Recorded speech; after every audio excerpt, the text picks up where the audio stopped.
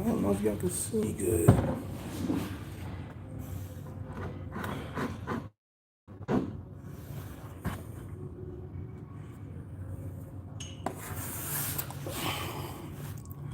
What is going on? 5 people in the house. I'm doing good. Sitting here chilling. What's up, Cash? Adrian, 100%. What's going on? I'm alright. Just in here killing time. So I guess I can go live today for a little bit. I was gonna go yesterday, but didn't feel like doing it. So, hope all y'all doing good. Seems like where I'm at keeps like Colorado. It's warm today and snowing tomorrow. Colorado.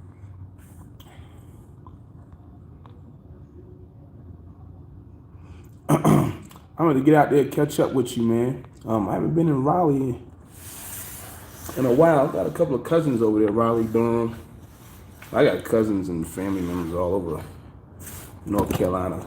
So, but hopefully one day we'll get up. I was in where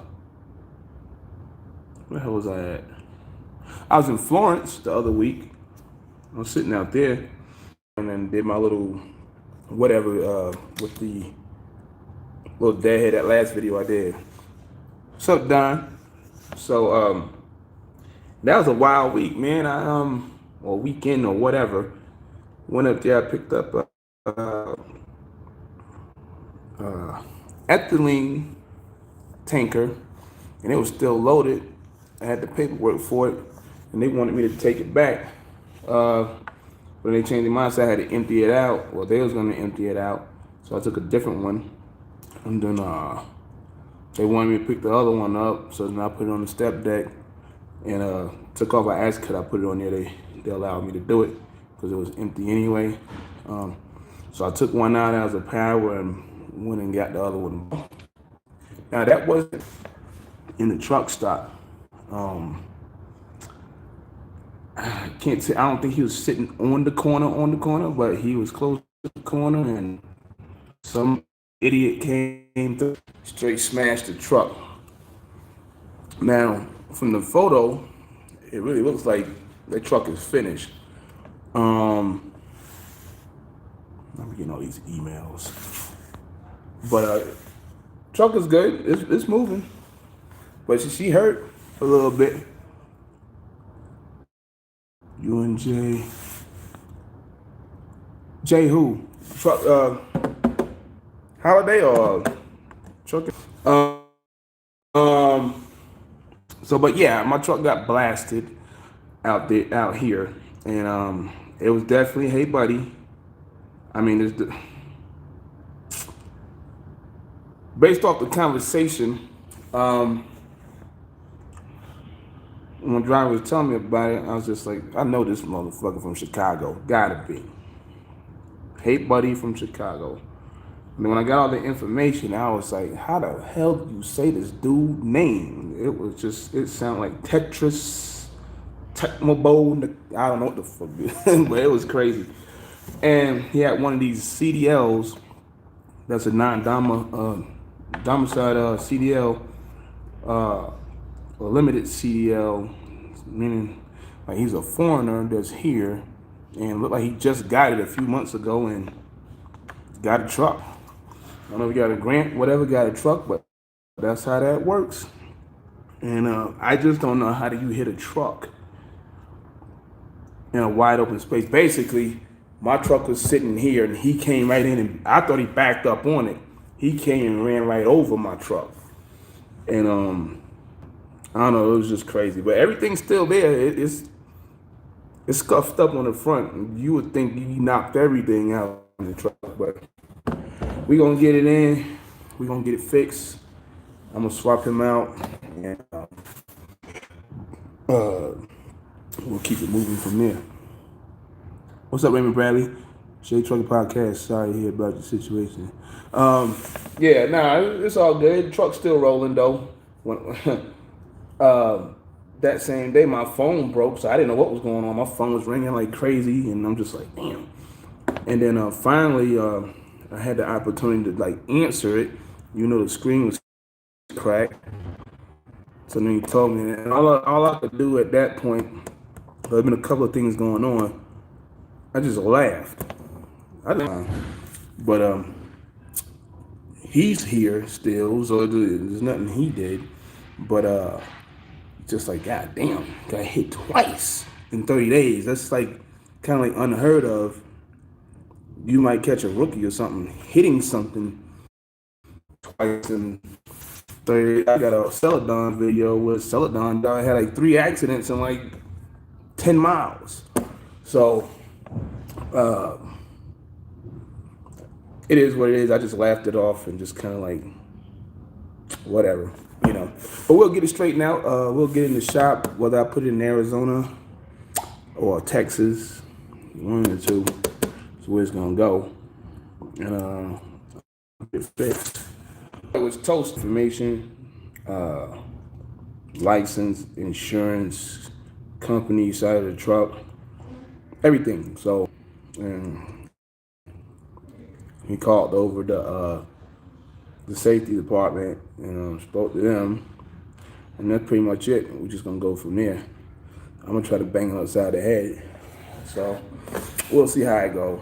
It is what there are parking spaces. If there are other open parking spaces that are away from the corners, take those if you can. I don't like parking in truck stops because, I mean, I'm in one now, but I just don't like messing around in them because stuff like that, you know. So, but anybody see the fight last night, man? I was going to go to the bar and watch it, and I seen Facebook, like people, like a lot of 49er pages, they like doing the live. My man was getting his ass beat, man. He was getting his ass whipped, like pretty much out the damn gate. He was getting his ass whipped. He got knocked down like 80 times. I don't know what the fuck was going on with him. Somebody saying his suit was heavy. What's up, A1? The little suit that he was doing for, you know, Black History and all that. I was just like, I don't know, man. He was getting his ass thumped. He was getting killed, man. And some of the live feeds kept getting cut off because, you know, not supposed to be doing it and all this stuff. And if you're playing the audio and all this copyright bullshit, you know how that go. And all I kept seeing was my man getting like he kept getting killed, man. It was just like I didn't expect that to happen, you know. So I mean, I don't care who wins, but I didn't expect him to get his ass beat like that. So now you see on Facebook and shit, now these wild ass woke posts and shit. Like, get the fuck out of here. That's sports, man. You talk shit, you better back this shit up. I mean, you come out there with that one-dimensional, one-hitter quitter shit. That shit ain't gonna work all the time. Worked 42 times or whatever it was. He did. I ain't gonna say 42, but every time I seen one, he was laying somebody down. Like eventually, somebody gonna get in that ass. I mean, like Tyson, just like a bunch of others. So, but people out there like, well, black people hating each other. Get the fuck out of here with that, man. That's just fucking sports at the end of the day, man. Like, get that shit out of here. Like, if he would have kicked Fury's ass, I'd have been laughing at that motherfucker too.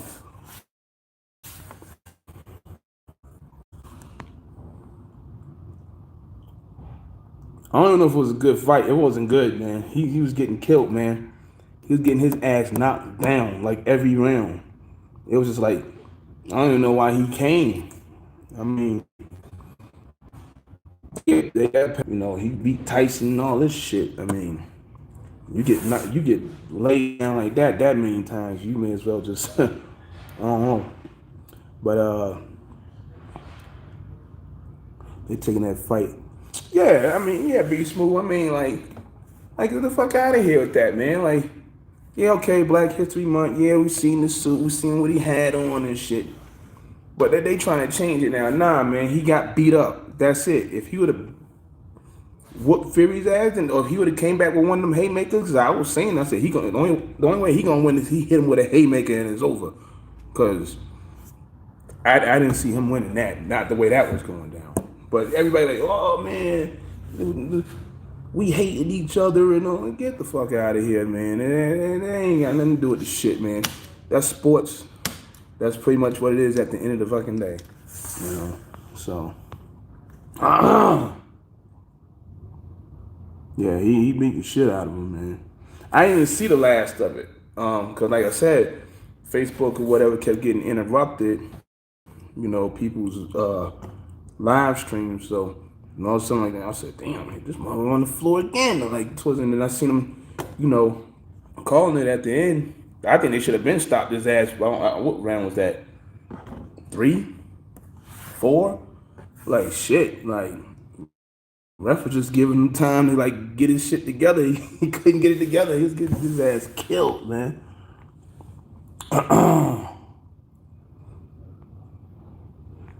But yeah, he probably would have won anyway. You talking crap about Mike Tyson? I seen that, man. He bugging, man.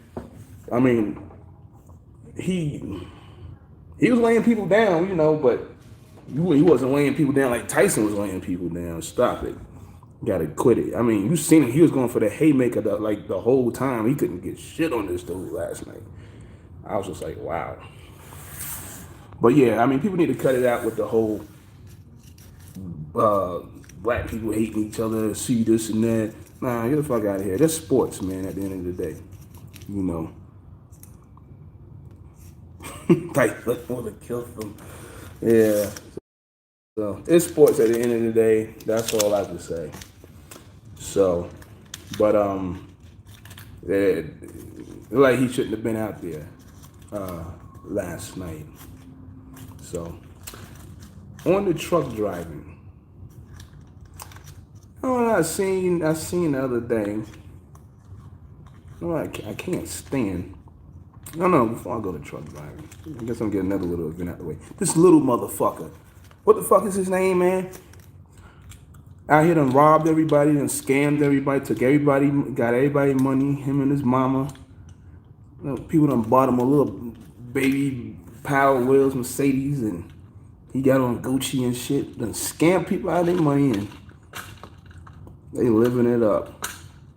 People arguing he 9 and shit. I don't give a fuck how old he fucking is. That shit like a scam to me. I don't care how old they are. Mom started that shit. She didn't even sound sincere or nothing. You know, she didn't even sound like she was, I don't know, that it just sounds suspect to me. She didn't. I think they scam people. What y'all think about that though? With this little tiny motherfucker out here getting Disney tickets and whatever, trips to soccer games and shit. I had somebody come on my Facebook page. He made it his duty to come from a post that I'm reading and I'm talking on to come to my page and still post the same shit that that's on the post. Like, motherfucker, you had to come all the way over here. Like, you don't want to come on my Facebook page with that shit. So I'm gonna stop you right there. Like, I could see what you're saying over there, and I'm saying you put it. Fooling his money as soon as we party. I mean, yeah. It was like a scam to me. I ain't heard nothing else about it. Like, seeing them crying, and all of a sudden now people figured out who they were or whatever. And people, it's not the same kid, and this and that. Whatever, motherfucker. Shit. Look like a scam to me. So, I mean, out there scamming, people catch you in it. Don't be mad. So, but as far as I'm concerned, I think the shit was a scam. I mean, I don't care how many people keep yelling he was 9. This like dumb motherfuckers just funded his ass, cash apped him, and all this shit. People saying he's a whatever the fuck he is. He's always he's a little groupie with whatever, celebrity groupie or whatever. I don't know. All I know is y'all done gave him that. I ain't gonna say y'all, but people done gave this dude like 400 grand. Damn, bitch, you got your own kid getting bullied back home. Gave him 400 grand. Shit. Got him money for, he got beats by Dre and your kid getting beat by Dre, but whatever, we ain't gonna go there with that.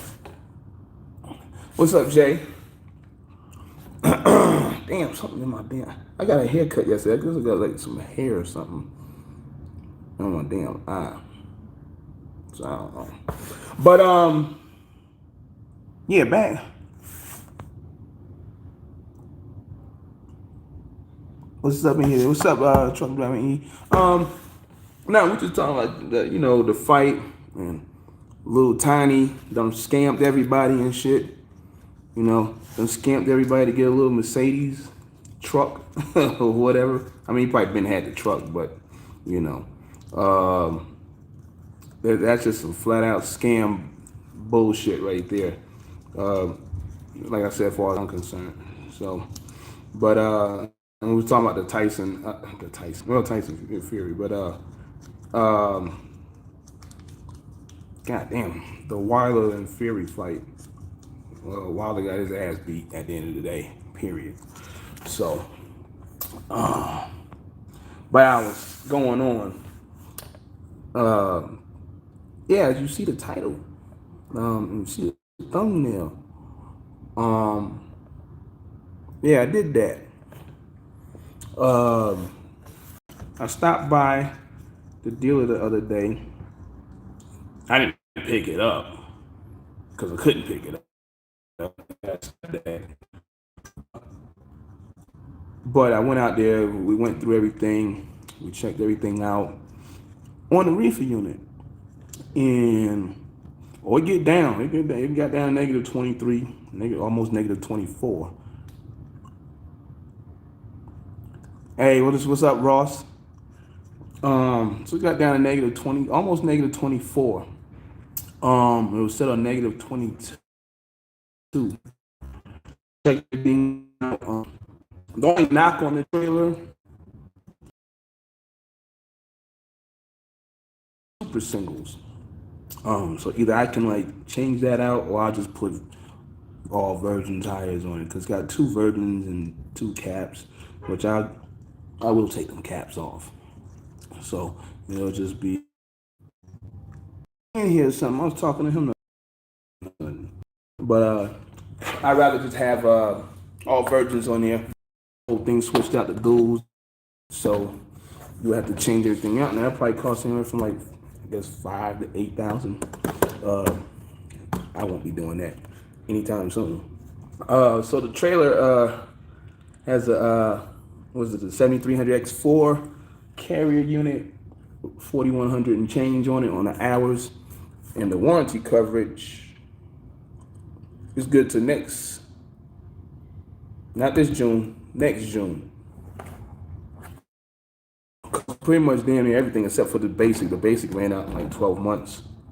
The body is a 2014, the box. So, but it's been through everything. It went through all the tests. I appreciate it. So it went through all the tests. I got 2007 reefer unit. And now you got switch hours and there's engine hours, but the actual running hours is 10,000, I think 148. They're gonna switch the door out on it on the back, because he told me out the gate before I even got there. So he was like, "Nah, we're gonna switch the door on it, man. Either does it matter if you got a quilted door, or do you have a smooth door?" I said, "It don't matter to me as long as the temp comes down." I got a trailer for $8,000. It was up there like 10 something, but then came in like 9, 8, and then we got to 8. So it's a pretty good trailer. So when I get it, I'll just show y'all what it looked like and everything. I should have did it the other day. I mean, I did a little clip, whatever, on Facebook. I was inside the trailer. You can see the inside of the trailer. Had to get it inspected. They already inspected, but I took it somewhere else to do one of those special inspections, I should say. But when people ask me, is the trailer coming to Landstar? No, the trailer's not coming to Landstar. Landstar, there was a chance of me doing that, but that trailer's not coming here. Neither one of them are coming here because there was something on the table out there, and there was nothing. They didn't discuss anything, so I ain't. But they do have reefers here. When I did the thing, I was sitting next to a Landstar that had a reefer unit. He had the X600 unit. So, but as far as that goes, nah, it's not gonna happen. And as far as me with the Stepdeck, I'm still pulling the Stepdeck. Cause I know people's like, damn, he leaving. Like, yeah, remember, I was a reefer driver before I was a Stepdeck driver. So it's about the same amount of time, damn near, with the Stepdeck and flatbeds or whatever. But got something I'm trying to work out as far as all that go. And some people call it another adventure. It's not another adventure to me. Because like I said, I already did it before. It's not like I'm just walking into something I wasn't doing and never did. I appreciate that, Trucking E.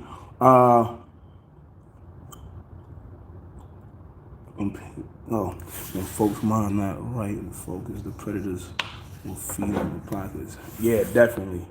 So, but yeah, like I said, I got the 17 engine, and the 7. It's a straight 2007, and both of them in great condition. I was stunned on. They had some that was like they got 16,000 hours on them, but that one came up.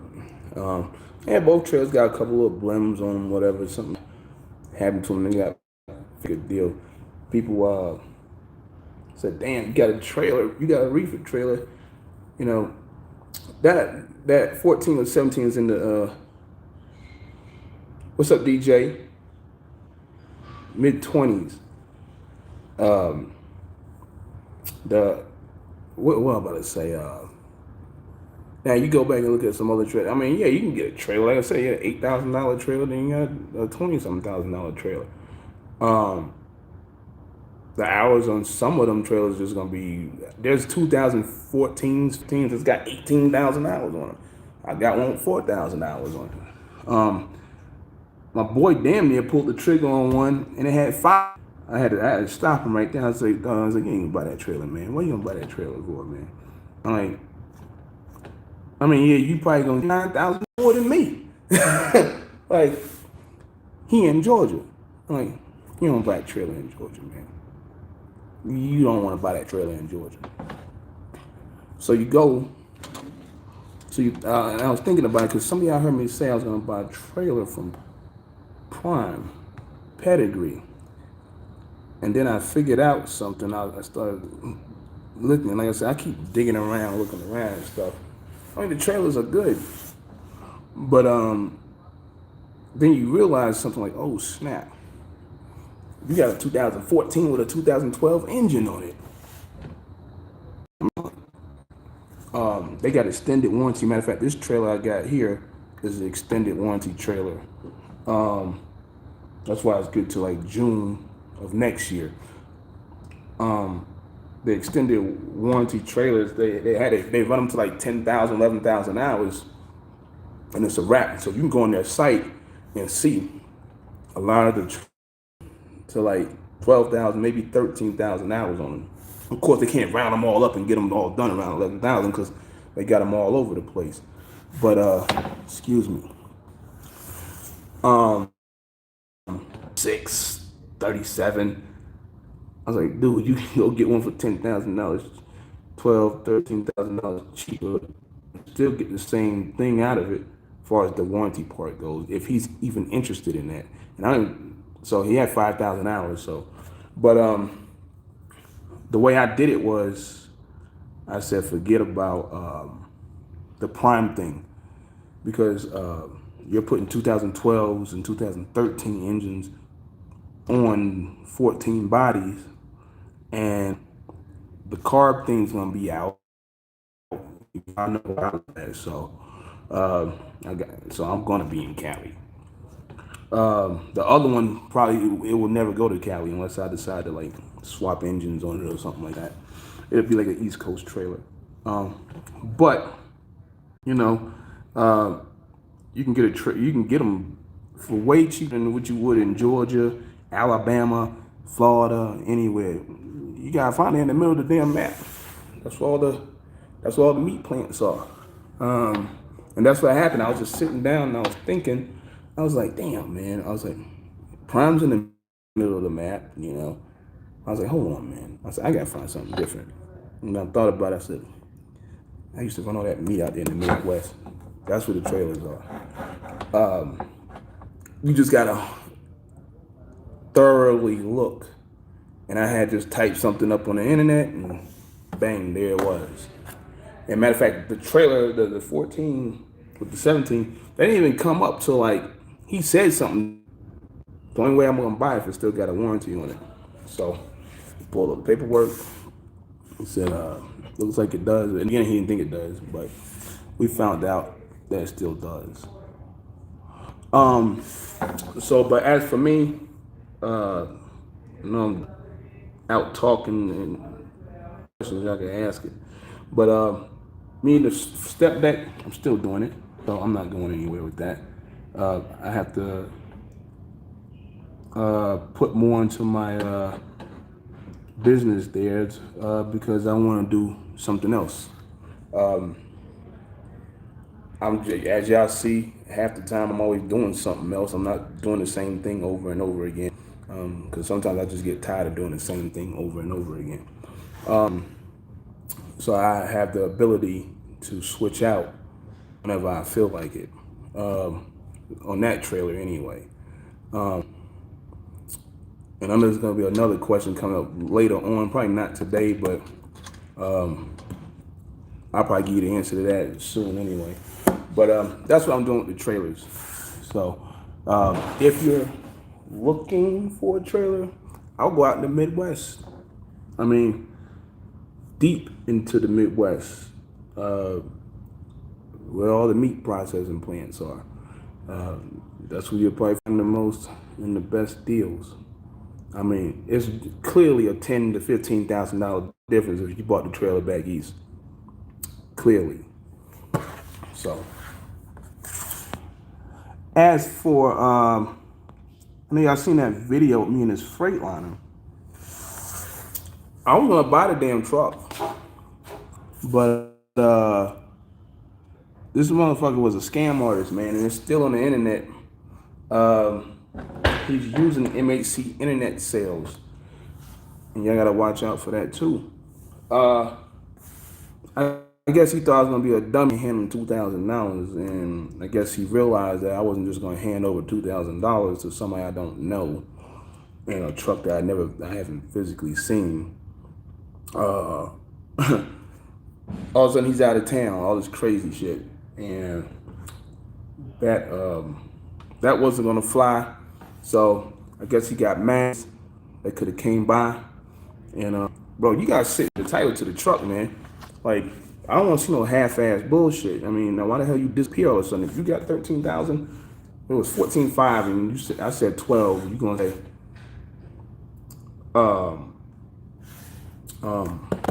13? All right. If it is what it is, like I said, if it all check out to what you saying, then deal. But you start dancing around, you begging me every day for $2,000. I ain't trying to hear that, man. I'm like, I can get on the airplane and come over there and see it.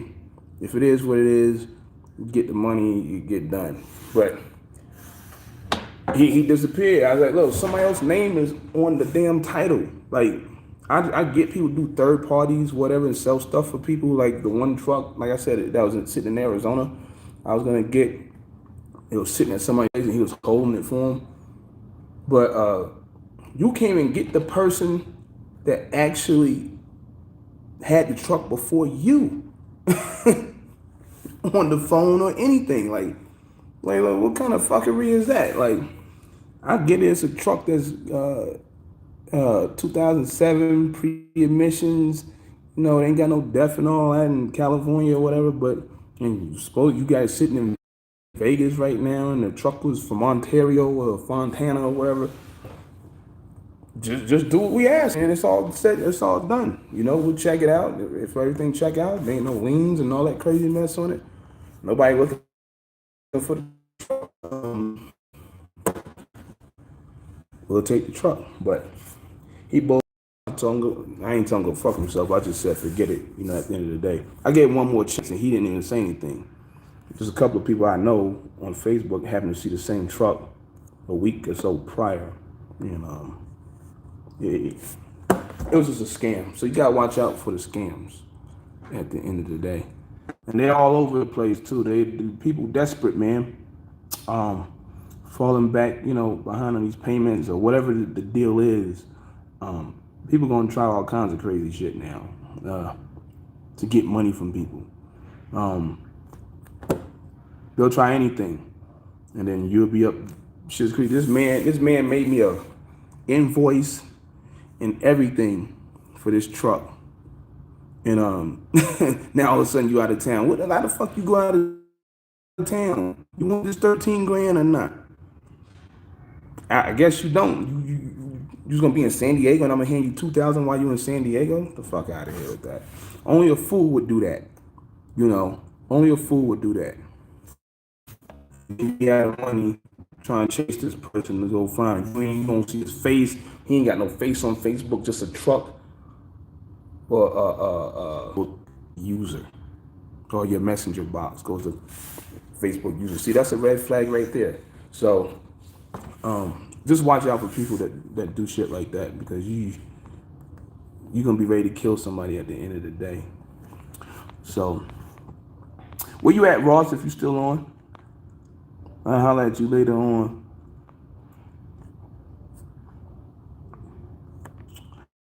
I had seen this. I was talking about this post that was sent to me.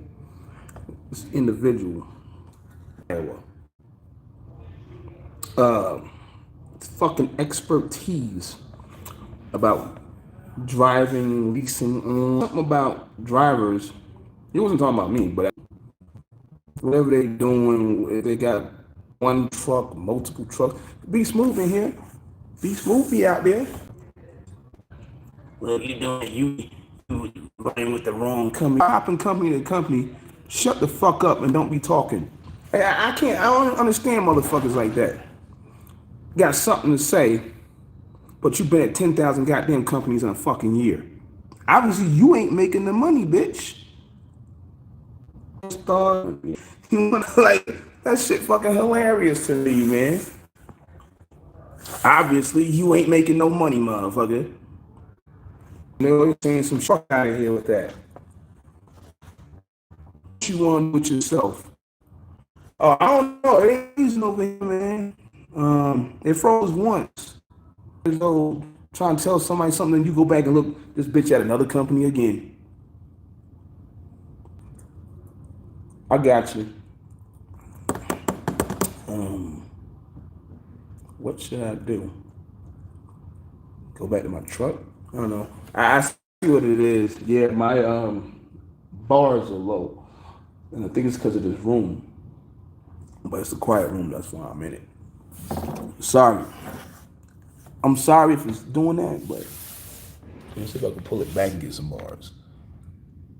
Damn, yeah, this shit fucked. I see what you're talking about, Be Smooth. What's up, Indiana? But yeah, man, I just don't understand, man, how people got something to say about somebody getting it in, doing what they do. And then, you know, some of us is pretty consistent motherfuckers. I've been doing this shit here for a while. I've been having my trucks for a while. I haven't coughed up a truck, gave a truck back for some fucking dumb shit or whatever you want to call it. I haven't switched fucking companies. None of that. Meanwhile, you got dudes same age as me and shit talking shit. I'm trying to figure it out while they're trying to figure it out. What's good, Truck Abdullah? I that do shit like that. Like, you want to be here, but got something to say. First of all, if you came here, you probably wouldn't even make it. Shit, you can't even make it with the motherfuckers you with. And they give you loads. Some of them, they give you loads. Motherfuckers be home, you home every fucking weekend still failing. Shit, sometimes I go home, stay home for 2-3 weeks. One time I stay home for like a month and a half. Like, you don't see me fucking crying about shit. Them bars is, oh. You bet your 10,000 company that pays more than Landstar, more than Universal, more than F2F or whoever it may be, but you got something to say. I don't know, man. Just, how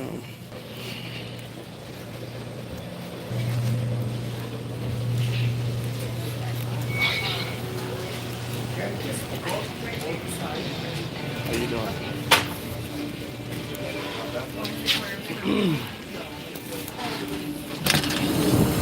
Yeah, I'm out here at Stamp Road. So, if anybody out here, you can holler at. Maybe I got some bars now. I don't know. I can't really see the screen. It might be better. But again, man, I mean, I would stay away from these motherfuckers that be saying shit like that. And you go back and watch them, wherever they are, on here, Facebook, Instagram. I don't know. I don't be on fucking Instagram. I don't got one. And wherever else the fuck they be, you hear them say that. See how they be moving, man. All right. Yeah, see how they be moving. They talking shit about some shit. They ain't consistent with what the fuck they doing. I'll stop talking to the motherfuckers at the end of the day. Constantly fucking up. Or, or some shit, blaming motherfuckers and shit. Like, nah, motherfucker. What the fuck you did to fuck it up at the end of the day? What did you do? I mean, you see all types of these motherfuckers out here. Yeah, I had to walk back to the truck. I'll go back in a little bit. I'm going to step out later. It tried to snow earlier here, man. Denver's retarded. It'd be like 65 and all of a sudden wake up later, it's snowing.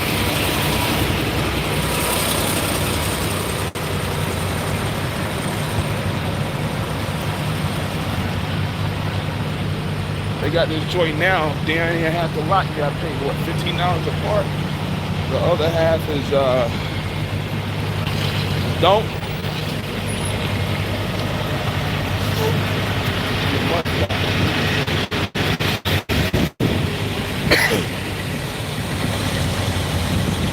Boy, mud flap jacked up. The lot full, though. It wasn't full yesterday. Not too many people paying for a space.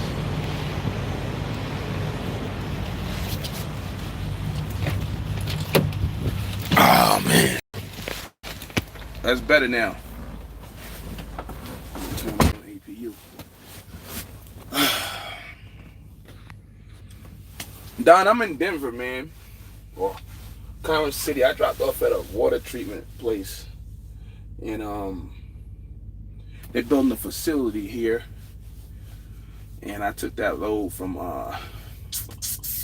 Ohio to here, and that's what I did. I was like, well,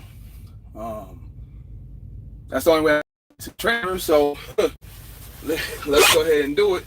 I got a rate about $1,000 higher than what they posted it for. To come out here, it was a wire load. weighed like 20,000. Didn't take up that much space, so it was like something they was doing, making a floor or something, and some other crap.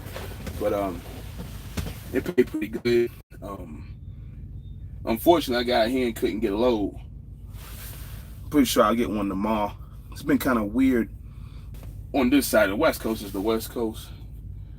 Yeah, I've been fighting to get his ass from out west. But it seems like it's not happening. But that's got something to do with his qualifications, pulling, flats and steps. So there's a few factors in there, and you're relying on loads to come out of your system to haul freight. So, but we'll get him back east. Right now he's about 500 miles from here. So it's been brutal in Cali. It's been brutal. Every load in our system. Even I looked at the DAT, I was like, God damn. It's either picking up in Cali, dropping off in Cali, or going up north somewhere. Like, it's been brutal. Well, I mean, I could have got out because my qualifications, I could pull 12, 11s and all that, hazmat with totes and things. So a lot of things, you can cripple yourself. And I said that in the past, you can cripple yourself if you leased on here at the end of the day. If you're not interested, then you're not interested in it. But the more feathers you got in your cap, the better off you are at the end of the day. Nah, man, I'm not running no reefer trailer with Landstar. One of them is going somewhere. The other one, I ain't gonna say nothing about it. But at the end of the day, no, I'm not gonna run it with Landstar. Just not gonna happen. Unless Landstar has, their cold chain department decides to like pick up the phone, I don't have nothing to say to Landstar about that. It won't have anything to do with Landstar, none of that. So just got, we just doing something different. So I don't want to say nothing different. I'm already familiar with it. So it's not flatbeds. So just looking into a couple of things, and we're gonna put it in motion. That's pretty much it at the end of the day.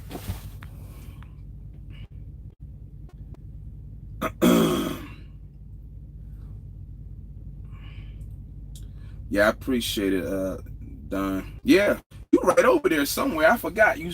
Yeah, you over there somewhere, ain't you? Golf Wayne, what's going on? It probably has something to do with me, man, releasing with the video popping out because I was in a bad spot. The bars wasn't working right. B Smooth told me so. Why y'all ain't say nothing, man? Just like sitting there because I can't really see unless this thing just keeps freezing and freezing and freezing. So put my joint in here. I got my S10 back, but I don't like the magnetic setup I got. My other phone, where's it at? If it's still freezing, I don't know. It's always something with me in the phone, man.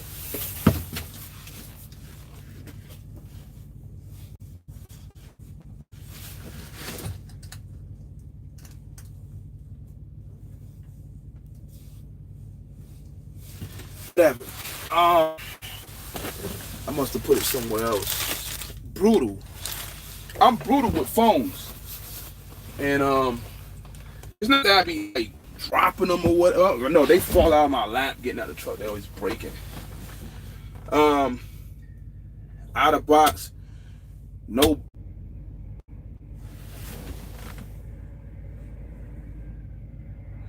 What's up, Vince K? But But yeah, always breaking, man. So this one right here, I've been had. Uh, that's how I was able to play the music. You know, I can do it a different way now. But and I was doing what's that, the Kind Master, and start doing a little editing stuff or whatever. Actually, some of my stuff got lost. I don't know what the hell happened. So my little intro thing is gone. So I guess I'll come up with a new intro when I edit a video. Again in the beginning, but me and the phones, man, they always fall on the corners, breaking, and it's always something, man. So I always gotta have a backup phone.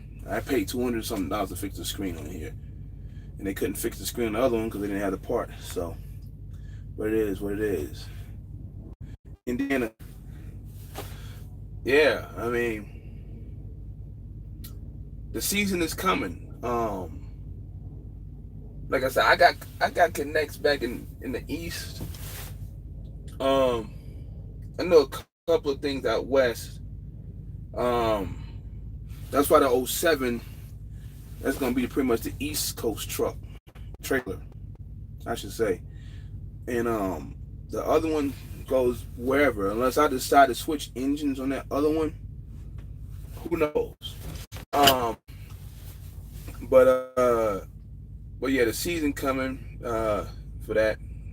Me and one of my subscribers, and I'm subbed to them, was talking about this yesterday about the produce season or produce period, and how drivers drive rates down.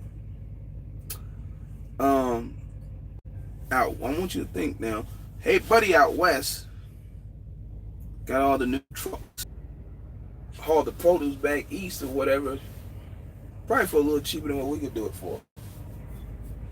And they probably run teams. And they come back for cheap as hell, driving the rates down. Now that's the same thing applies when you're back over by Georgia and all that. Somebody says like 20 million drivers down there and they all cutting each other's throat. Same thing. But I know you don't catch a lot of people from over there in Georgia and the southeast were running west. So everybody down south cutting each other's throats. These dudes out here cutting each other's throats. This shit crazy, man. But you gotta know what you're getting into. I mean, when you're doing that stuff. Like you see movie Smooth does pretty good what he does. Jay and Sunshine, they be doing their thing.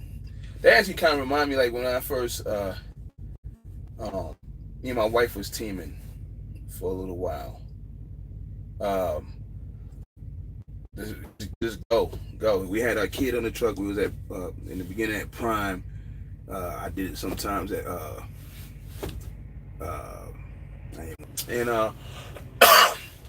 and she don't have a CDL no more. So, but we ran. So, like they did, you know, we had a kid in the truck, man, and we got it done. I mean, she ain't gotta do that now. But you know, sometimes you gotta sacrifice and give up certain things to get what you want at the end of the day. So that's what we do. That's what we did. But yeah, cash is king. The produce season is here. It is coming around. The cycle starts down there, you know, in the southeast starts, you know, Georgia, then it comes on up. But see, like I probably wouldn't during the produce season, depending where the trailer is.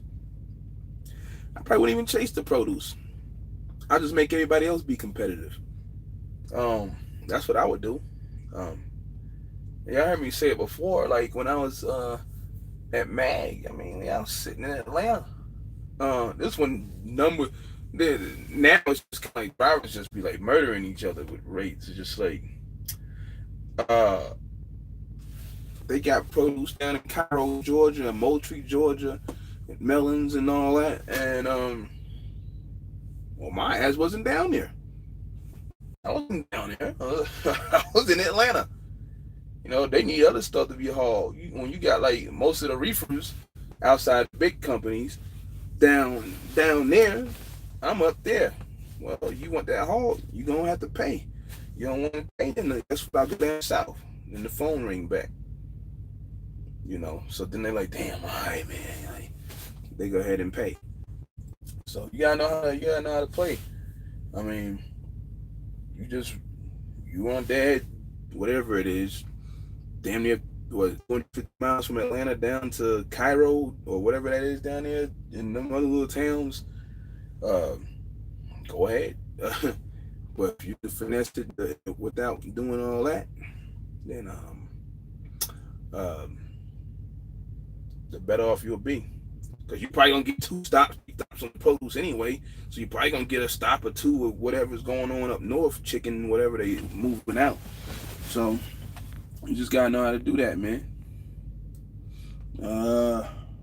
What happened to the Pete? It got fixed. Nah, it ain't fixed. What's up, Island Boy?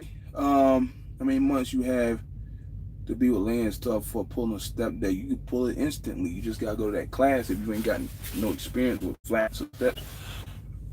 So you go to the class for 2 days in Fort Worth, and that's it. I mean, I'll tell you right now, I'm gonna get to that because I was talking about that a little while ago about the dry ride guy, one of them.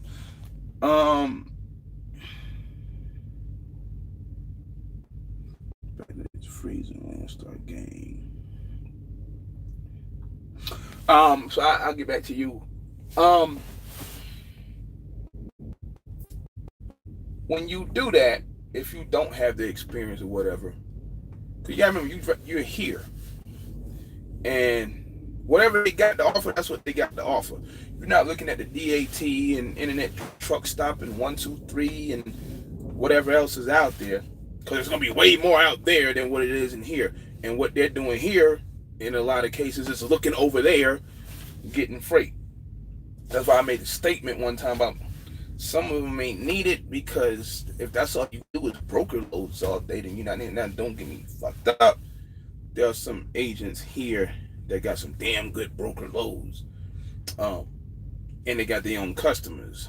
So there are some agents that work for outside brokers that are here too. They work for like 5 different companies, including Landstar. So, but it's just the ones, like I said, I can't stand are the ones that just like this garbage ass freight all day, and you ain't budging on the numbers or whatever. For whatever reason, you don't want to budget the numbers. So I don't really mess with them, you know. I got a person out here I mess with, a couple of people. That kind of like jumped off course a little bit, but your qualification has a lot to do with what you can haul and can't haul. If you ain't got no tanker endorsement, you ain't gonna get a load like a tote load. It could be has, non-has. It could be looking around, see something out here. It could be something with a tank on it or whatever. Something with residue in it. And you can't haul it. Man, I got punched in the face so many times the last several weeks with the one truck. It was crazy, man. I couldn't move this truck for shit because of the qualifications. Either like there was a wide load, 9 wide, or whatever it is. You start off at the baby stages when you first switch, or whatever. You don't get the haul wide loads when you first get on, unless you already got that experience and you can prove it.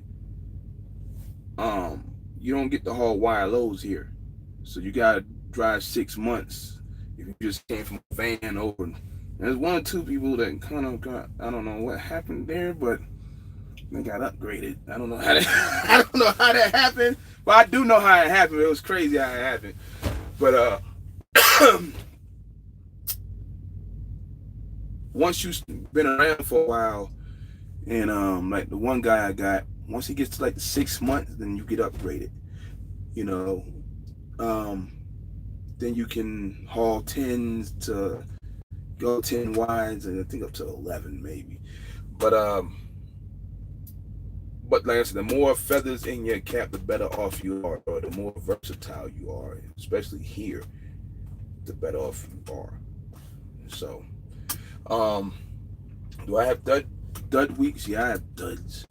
You know, I call them duds, um, but for the most part, I do all right. But once you get to 6 months, you'll get upgraded to like the next class, SD2. You can pull wider loads, stuff like that. If you ain't interested in it, then you ain't interested in it. But I'm just saying, at the end of the day, this is one less feather in your cap. If you just want to, this driver come here and say, well, I don't even want no tarps. I don't want tarp nothing, and I don't want it. One driver said, I just want straps. I was like, nah, bro. That shit ain't gonna work, man. I just want to do straps. I don't want to do no chains. That shit ain't gonna work unless you know an agent that all they do every day is the same load, 365 days a year. And you better hope shit don't hit the fan with that, because now you gotta go buy more equipment. You know, like every truck I got the same stuff on it. Every one of them got the same thing. So you ain't gonna have what I ain't got. Shoot, sometimes you might be running with me. We all run the same shit. So, you know.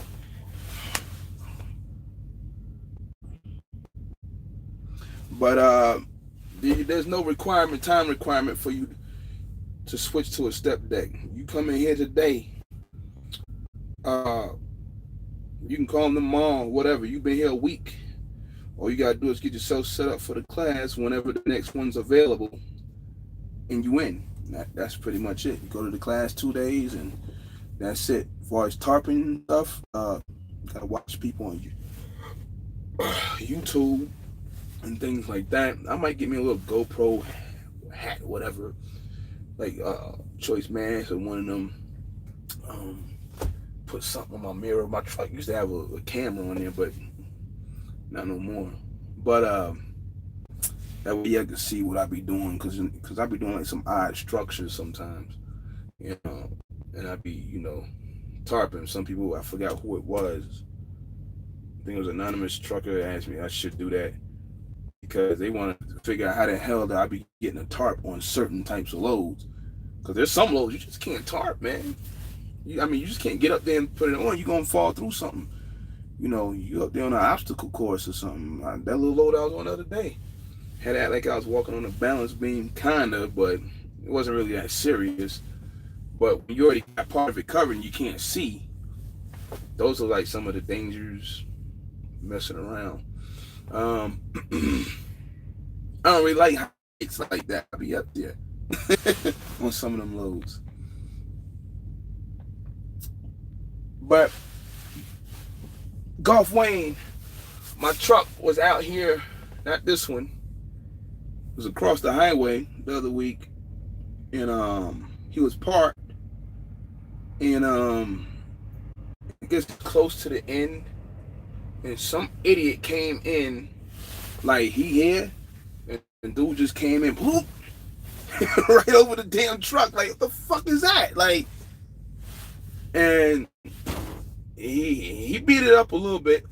I'm gonna put another photo out on it, what it looked like, cause you know YouTube don't let you put multiple photos up and shit, unless you do like a collage and kind of like screenshot it or crop it down. If they let you do slideshows, that'd be pretty good. But he got it.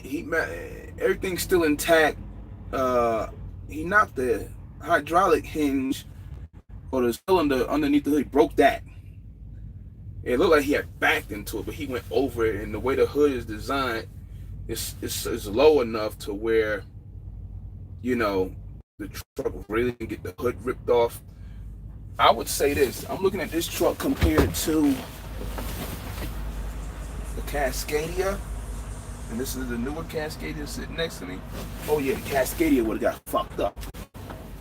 He probably took the hood off. Maybe the Volvo.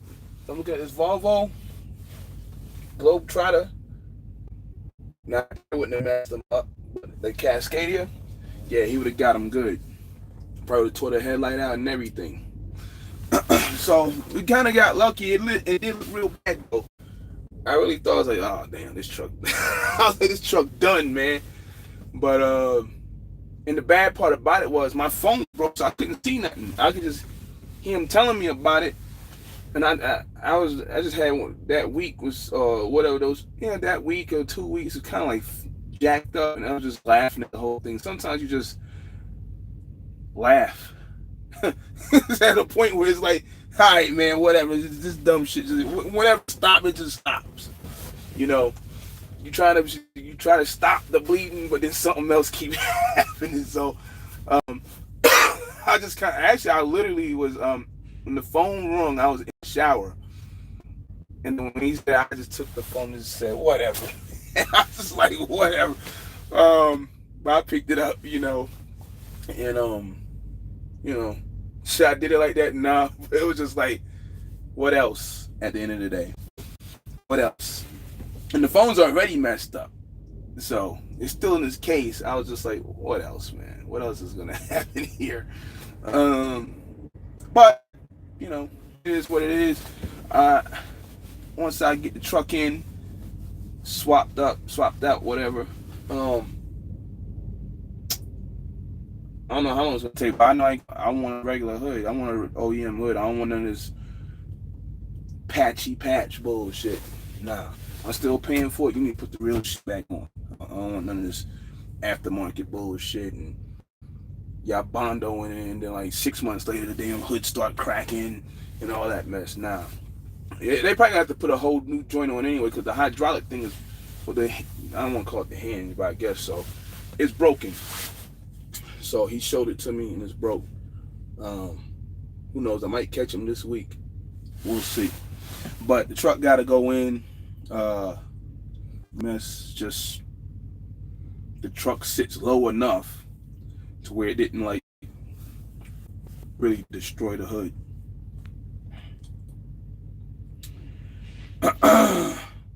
Pork and beef is pretty consistent all year, from what I see. Yeah, it is. It doesn't like. Food don't stop. Food don't stop. But as for them trailers, that's where they at. You just gotta find the ones with the right hours, right price, or wherever they came from, and that's it. I mean, why would I go to Georgia and pay 35, 36, 37 when I could pay 25, or 26 or whatever? I mean, what do you really find 2010s? 2007s with 10,000 hours on them. You don't find trailers like that. You don't. Yeah, gonna find them back east. It's gonna be hard. I mean, you might find it's rare as hell. Even that's probably rare as hell. But I've seen 10 to 15,000 hour trailers. They're 2007s. A lot of times you see these older ones, even some of these new ones, 14,000, 17,000, 20-something thousand. I see them on Craigslist. I could have bought 3 of them off of Craigslist one time, $5,000 each. And I monkeyed around, didn't do it, and he sold one. I kept poking around. That's what I do. I just keep digging around. I mean, you probably was gonna find them better than that, but they're ex-Martins. Somebody had them, and he was selling them 5,000 a piece. I think they had like 20-something thousand hours on them, and I didn't pick it up. I think that was a dumb move by me, because I could have got them, swapped the engines on them, and been going. That was last summer. So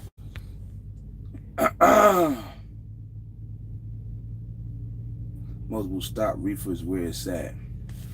Yeah, you can hit the multiple stops. Sometimes you can get a one stopper, and get it in, just depending on where you're at in the country, where it's going to in the country.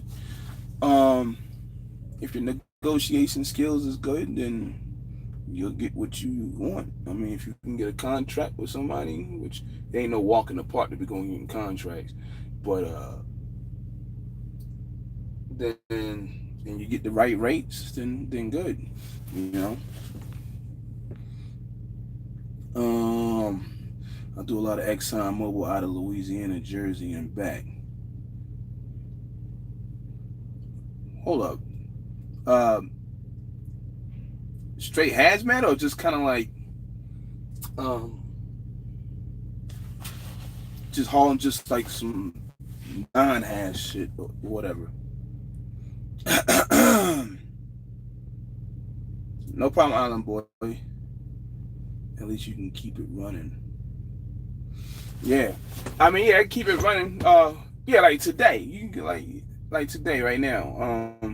If I had it, I have a load. I'll probably be gone. Uh, but I don't. I got the step deck, and that's it. But I still make money pulling the step deck.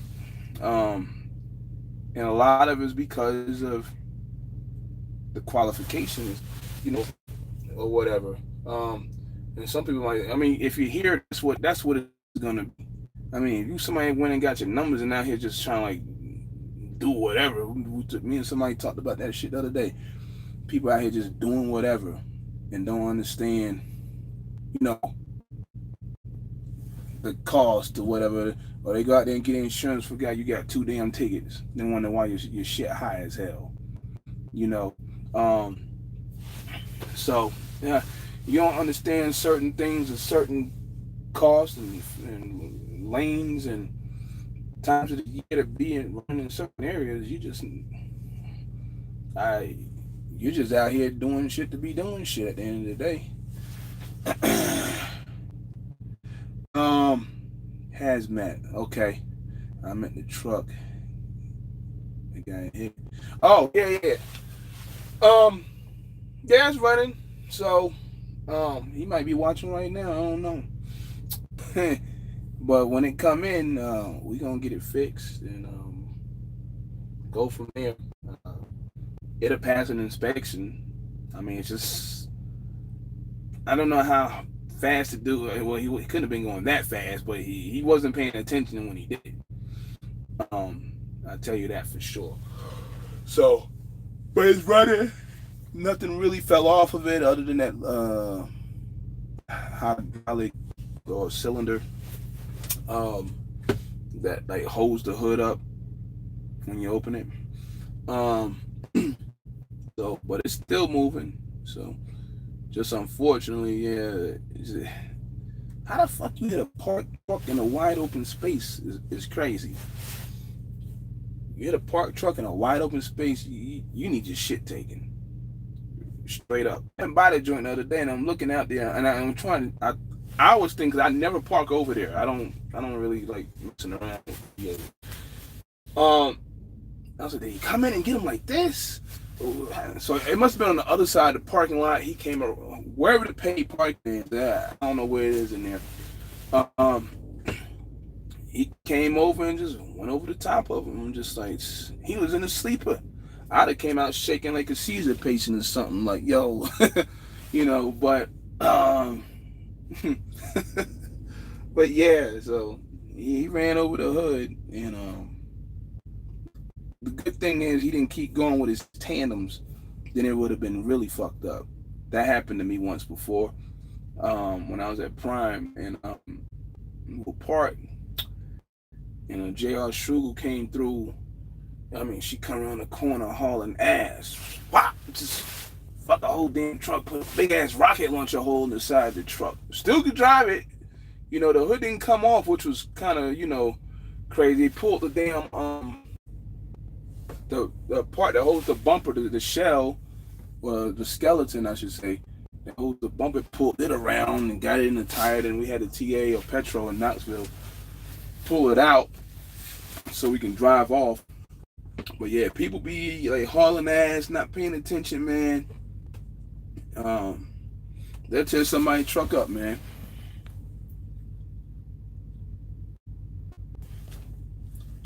It's gonna be hard when it's hold up. It's gonna be hard. Oh, when you start Stepdeck at Lance, start in the beginning, because yeah, you're gonna be limited, man. You're gonna be pretty limited. Just far as, you know, wide loads, and if you ain't got no tanker endorsement, stuff like that, you gonna be there be some killer hazmat loads with All you need is a tanker endorsement, killer loads, and that shit got me a couple. Not me, but the other truck, But and that was he couldn't get moving. If that's all that's in the area and that's all that's happening, we kind of like fuck, But you will be limited for a little while with that. You gotta watch out for some of these agents that you get loads from, especially it seems like something happened a while back, and this driver I got was a BCO, and it seems like they did something goofy, and it seems like my phone rings more than ever now, and they call me about these cheap ass damn loads to put on them. So it's kind of like, oh, they see new guy, whatever, new this, Then they kind of like, I don't know, you get calls from some of these agents. Speaking of agents, I told y'all that if I ever got a load from UMV, I'll tell you. They probably watching though.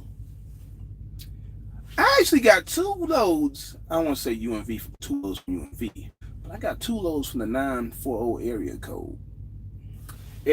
I was stunned that this even happened. I was like, let me just let this dude complete this load, and then we'll see what happens. But I did get a load from UMV. He was in Alabama. I gave him a load to Tennessee.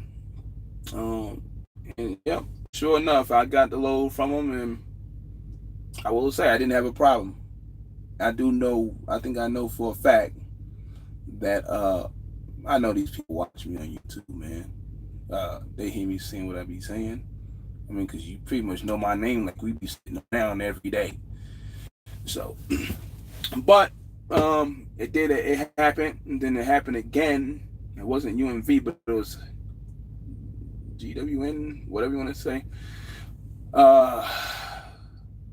Fuck the low was. Was it me? I think it was me. Yeah, it was me. Man, it was the load I just dropped. I was starting to got more money to pull the load. We got it worked out and everything, got the accessorials and all that broke down. No, I literally got more money to do the load before the accessorials. So it worked out. So hopefully in the future, when I do call them, we do get a load. I don't know. So, but I know for a while there, it was just like every time you called, I don't know if it's because of the area I was in or the 2 scenarios. I don't know if it's because one, Colorado, nobody wants to go to Colorado. I didn't even want to go to Colorado, but the trailer is along the line where I was going to see them anyway. And the other one, he was just sitting on top of it, so that's how we made those loads happen.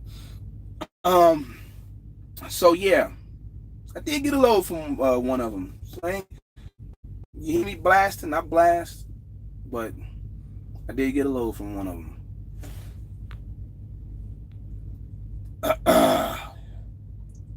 I should do flatbed with Prime. Yeah. Jay, I don't know where I'm headed yet. I ain't made a decision. I'll figure that out. It can happen while I'm sitting on here. It can happen tomorrow. It can happen tonight. But most likely, if it comes up, I'll be ready to go. I might be in Colorado Springs. I might go to Thomasville, Georgia again. I don't know. I got an agent that runs loads out of there all the time. Damn near almost every day or every other day. So, but yeah, I don't know where I'll be at tomorrow. It won't be here by the time lunchtime when we show up. I hope not. So, I have for 6 months of this trucking stuff, and I'm done. My wife almost done with car. I thought you was already done. I thought you was already done at one point. At least that's what I thought I saw. I don't know. But that's what's up, Indiana. You running that hazmat. You must be going up to Paulsboro, New Jersey, or something. I used to go up in there with hazmat in the Paulsboro.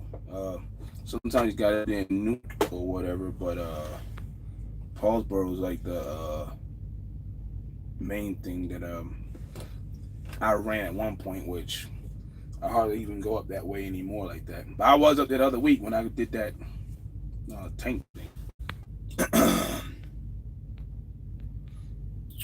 So, trying to make sure I ain't miss anybody's comment or question. I think I got a lot in an hour and a half, then I'm doing 2 hours. So, make sure I ain't skip anybody that came through, say what's up. I noticed some people in the background. Y'all need to quit being scared. Some of y'all. Because I know some of y'all sitting back there should be this land start pay actual lumper fees. It's a good question. Here's the thing with it. Landstar lumper fees.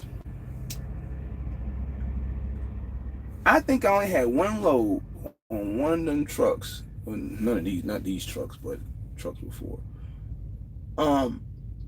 Well, it was involved, and it was Walmart, and it was already taken care of.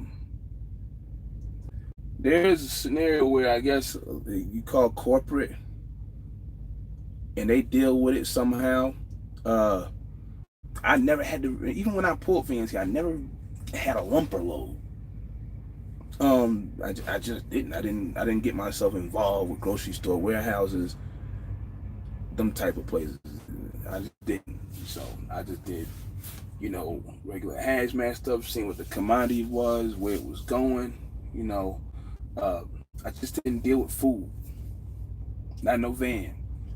But they, if you get a load and it's a Walmart load or something like that, you need to ask that before you even accept that load. How are we going to buy the lumper? Oh yeah, the lumper cost is probably, or who knows if the load's broker or not. But if it's a Landstar load, make sure Sorio have them put it in. So if it's Walmart and it's $50 and the load already paid total gross $1,000 and they put the $50, and I guess Walmart's still charging $50 to unload nowadays. It used to be different a long time ago. They still hold people hostage and shit. They hold you for 4 hours and say they unload you in 2. I guess they still do that, right?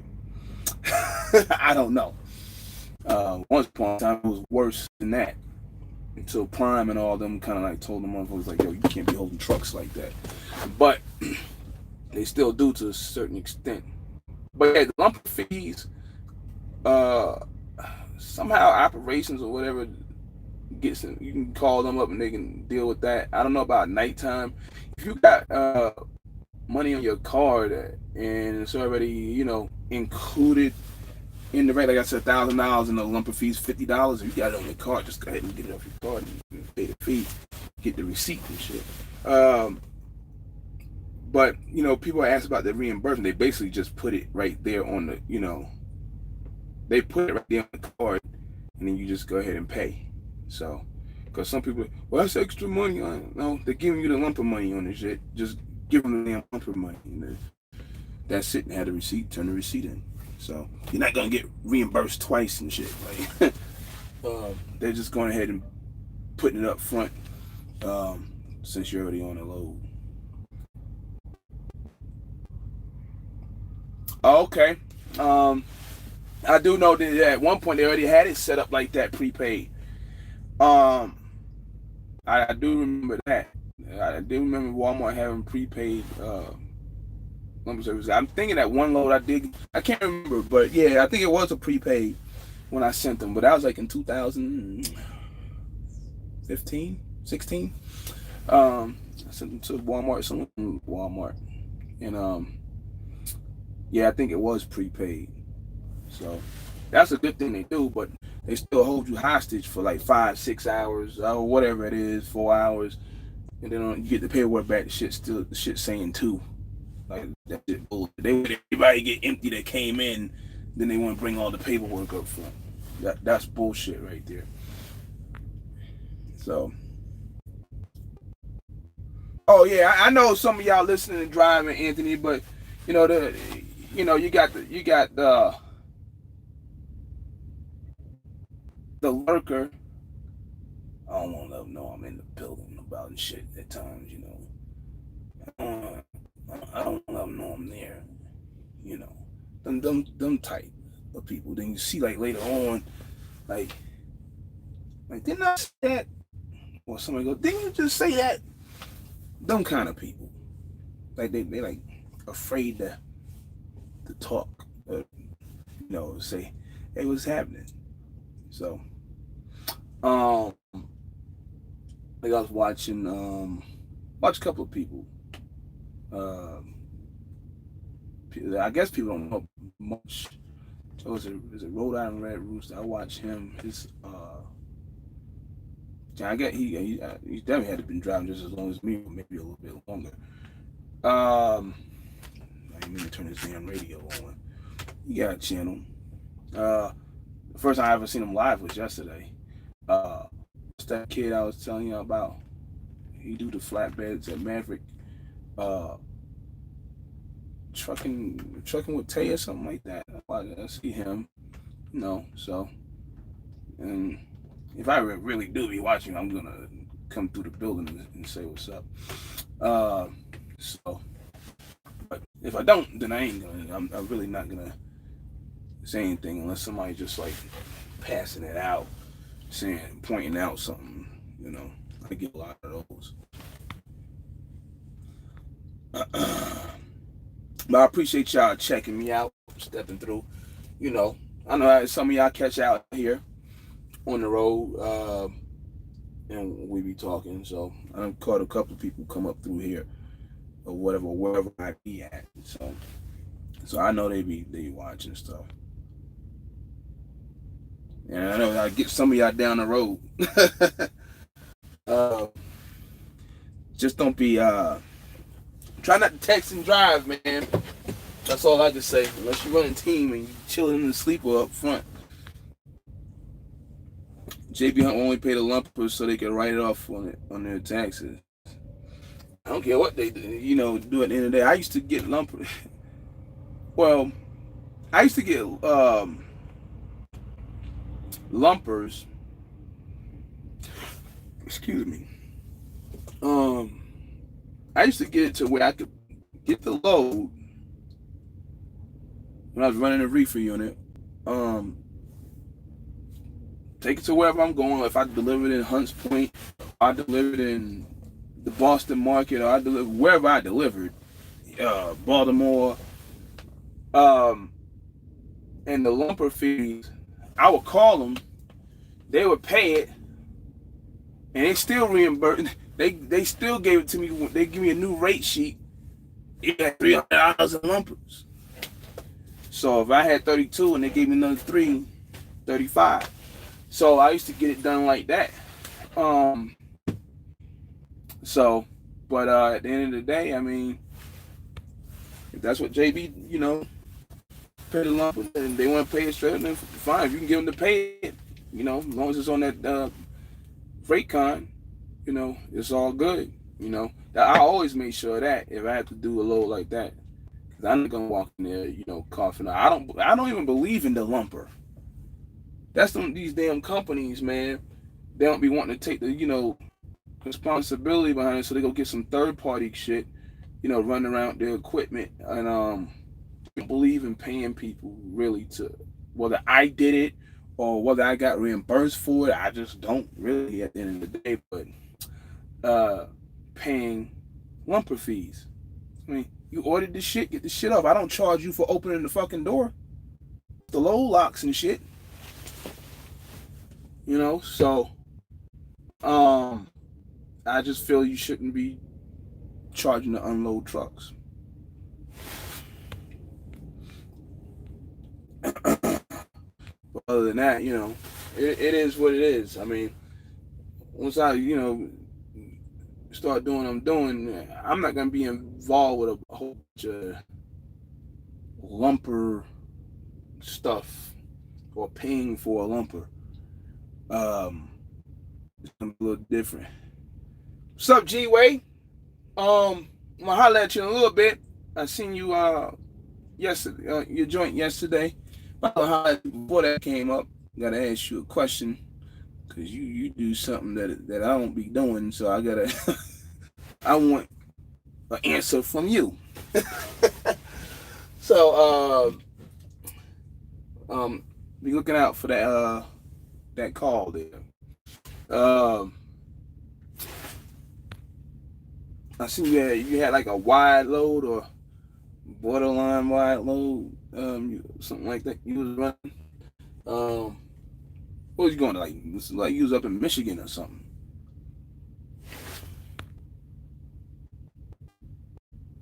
Like you was in Michigan.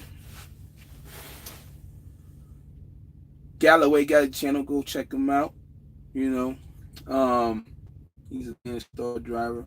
Speaking of Landstar, um, okay. Um, I got an agent. I got two agents, but they out by Grand Rapids. Uh, they got the numbers. Well, one of them definitely got the numbers. So I don't know if I gave it to you or not a while back. Guess we'll see. I just realized that Bubba's back at Landstar. He took time to step back and think about the situation I guess he was in, and because he don't stay far from me. So he's back in the building. I think it's going almost literally 1 year. Sometimes you just gotta like, because a lot of people ask me about him. I said, "Where your boy at?" I said, "I don't know." And then I found out later what happened. What's going on. Like we was talking the other day, man, and it's like, yeah, sometimes you gotta step back, man. Sometimes you gotta take that L and chalk it up and just move on, man. And start over again. Now I know some of y'all hear me talking about people failing and stuff like that. There's a difference when you constantly, no matter what you do, you keep fucking failing and making fucking excuses for shit all the time, or blaming other people for shit all the time instead of blaming yourself. Versus like that scenario. He's like, yo, I know that truck payment was too fucking high. The rates was killing me or whatever and all that. And I've said this before. This is before I knew who Bubba was. This is before I knew who Trucker Storm was. This is before I knew anybody that had one of those trucks that came over. There's some people that whatever they doing. But I always had said, and people used to try to argue with me and shit, you will see when shit hit the fan what I'm talking about. And that's what I'm talking about. Me and him, we were sitting there talking the other day. We talked for like an hour and a half maybe. I was cruising down the road. And like you say, I had to sit back, man, and just be like, whatever he was doing in between time up until now, he was doing. But sometimes you just gotta sit there and just be like, this shit ain't working, let me start over again. But if you start over again and keep trying to do the same shit that you was doing before, I don't know what to tell you at the end of the day.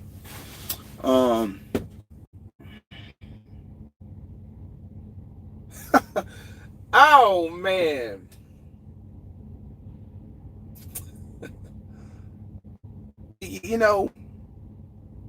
It's Black History Month.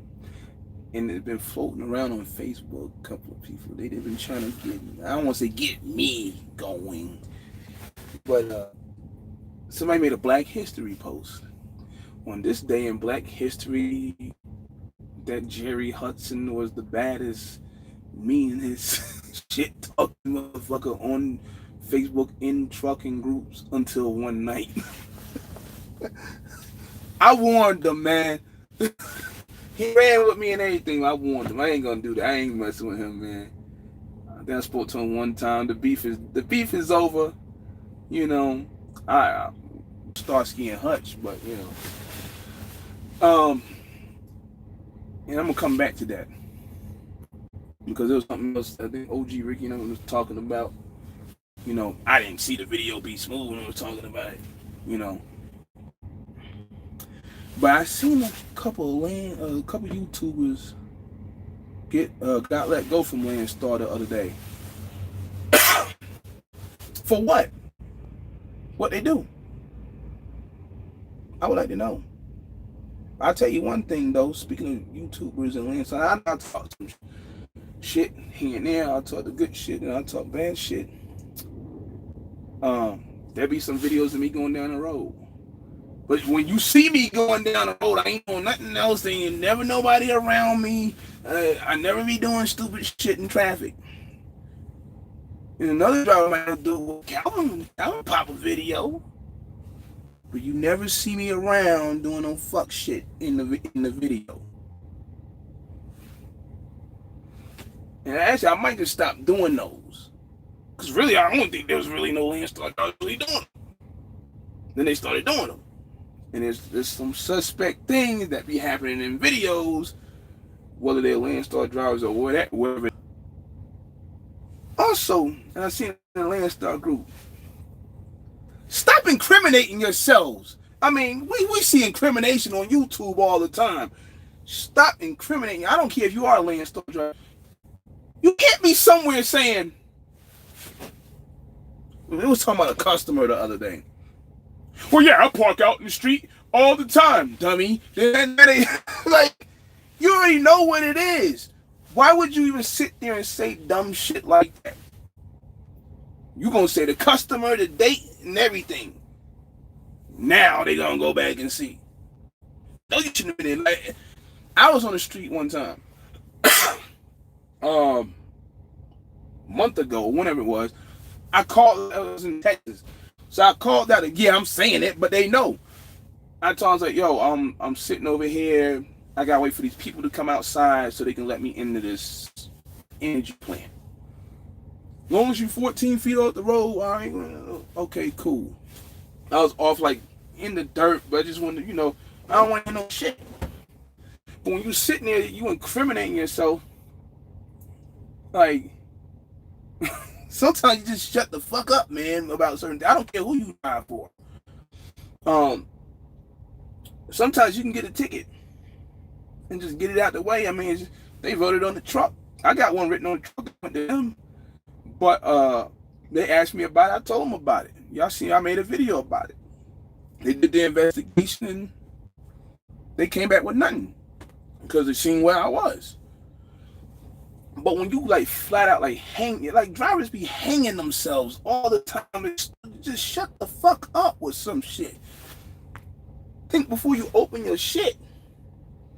I mean, there be drivers, you see them saying the dumbest shit. Like, you know you ain't supposed to be doing it, but maybe you on YouTube saying you do it, or maybe you on Facebook saying you do it, and then wonder why, well, they got me. Dummy, you told on yourself.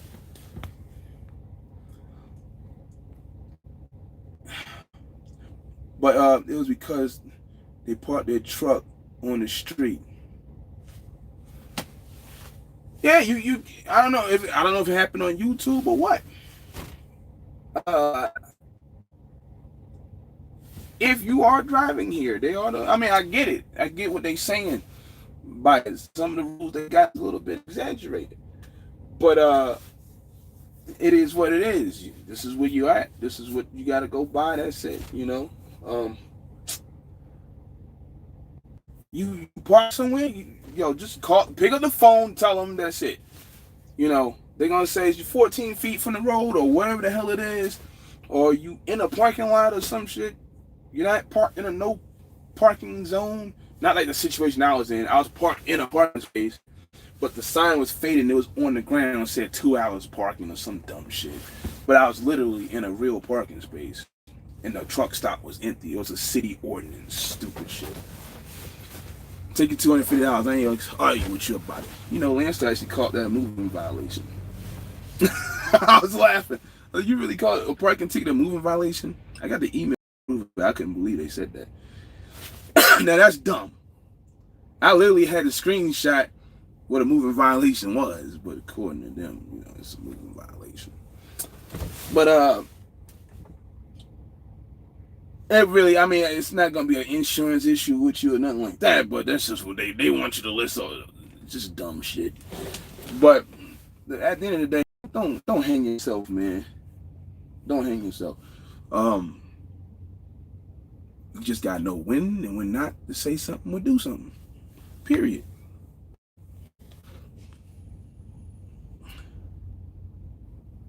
They need to talk in code. You know, you gotta watch how you talking in code too. You know, you gotta watch how you talking in code. Or whatever. Because you can talk in code and something that ain't stupid. I see what you're doing, but you know, but you just gotta. And you can park on the street. You talking in code ain't gonna get you out of shit. You know, you park in the street and you're recording yourself party, and they don't know nothing about it. You know, until they see you on a video, then or whatever, wherever it was, then you're done. Because somebody's gonna take a screenshot and say, "I'm pretty sure somebody gonna try to get my ass." Like, what you gonna get me for? Like either I already called them or it's legit at the end of the day. There's probably been people that say, yo, he over there talking shit about agents. And I never say anything about, like I said, I never say anything about people working in the CEO of Landstar. I don't know that man. He probably don't even know what half of the stuff that be going down. I don't know. Maybe he could be sending out orders, like, you know, I don't know. So I can't speak on him or nothing like that. I mean, I know who he is, but, you know. But, yeah, I mean, at the end of the day, you can't be hanging yourself, man. You hang yourself, you get mad. You did it to yourself. You know what it was. You know what it is. You didn't do it. That's it. So, think ahead. Not at the last minute. Talking code. Just dropped the low at Family Dollar, Rome, New York, but they want an empty here. You wanna know where I can get it empty?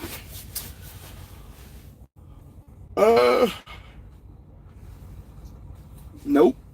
Probably some trailer shop. You know what's crazy about that? Landstar will have trailers at places and they don't even know they're there. Go figure that out. Yeah, they'll have trailers at places that's been there for like 3 months and they don't even know anything about it. You know, I'm talking about like at a shop getting repaired or a driver just quit or whatever they did, and it's just there. And like, you know, I remember when I got the second flatbed, and the first flatbed I got, it busted in the middle. Third flatbed. The first flatbed busted at the customer. I got the second one up the road there. I swapped it out at the shop, bought it back. And I said, man, this trailer gonna bust too. Like, this was one of their older ones, 2009s or something like that. They don't got those no more. But or 2008, whatever it was. Man, it was a wooden floor. So the whole floor was wood. And they loaded it. I get to Albuquerque. I said, I'm going home after that. And then they unloaded. This floor busted. Like, so then I went back. I go to Phoenix, and I'm trying to get a trailer, or I gotta go get it fixed. I'll probably go run some tankalos until the trailer gets fixed, whatever the case may be. And there's a trailer sitting out there. It looks like a Landstar trailer. Look at the numbers on Landstar or whatever. I asked them about it. They don't know nothing about it on the inside. I asked Landstar about it. Landstar like, we've been looking for that trailer for 6 months. Like, what the fuck? And like, this damn flatbed out there. It was one of them newer Fontaines. Not new, but it was new enough.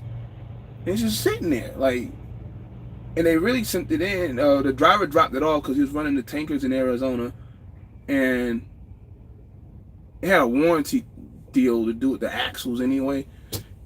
You can still run it, but they wanted to replace something on it, or a recall, or whatever the hell it was. That wasn't a recall; it was some upgrade. And so you can take it.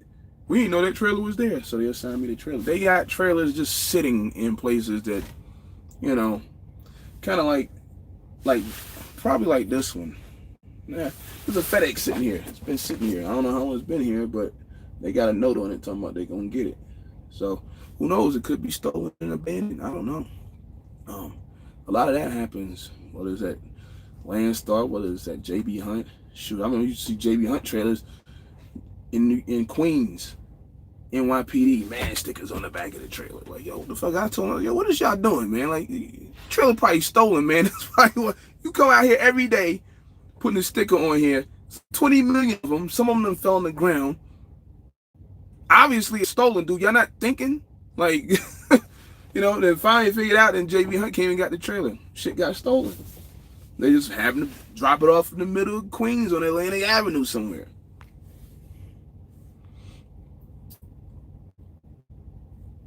How easy it is to get a step deck after orientation. You might get one yard, it might be one sitting there. It might be one. You might get lucky like that. You might not. You might have to wait like a month, a few weeks, or whatever. Who knows? If you're going to do it, you better do it now, because when it warm up, them drivers going to get them trailers and they're going to be running with them. What's crazy is I don't understand why a driver gets a step deck or a flatbed and gives it back in the wintertime. Because I used to just run loads. I do power onlys, and I can keep the trailer or whatever, whether it was a Landstar van or a customer van that they use. And the customer says, as long as you bring it back by a certain amount of time, bring it back. My trailer's sitting over there at their place or wherever, or at a dealership locked up. Maybe I need something done to my trailer and I'll lock it up or whatever. Or if I come back and there's a nice little load for the step deck, I'll throw it on the step deck, I'm gone. I mean, I might come back because I'm still running that same power only stuff here and there. But I don't understand why drivers get the trailers back. Because now what happens is when it's the season or whatever you want to call it, now you got to wait for a damn trailer again. That's how you be losing. So, it just depends. If you do it now, you probably get away with it if you can get in, or what. If you're already here, then all you gotta do is, and if you already got the experience, if you already got a flatbed and you want one, call Boatwright, and Boatwright will put you on the list and go from there. But if you ain't got the experience, you gotta go to the class 2 days, and that's it. Either way, you still gotta speak to Boatwright one way or the other to get a trailer. His name is Blair Boatwright. As far as platform utilization goes, he's the only guy that can do that. As far as that goes, he ain't missed nothing. I'm just saying, breaking that stuff. Some guys asked me about some Landstar stuff, which is cool.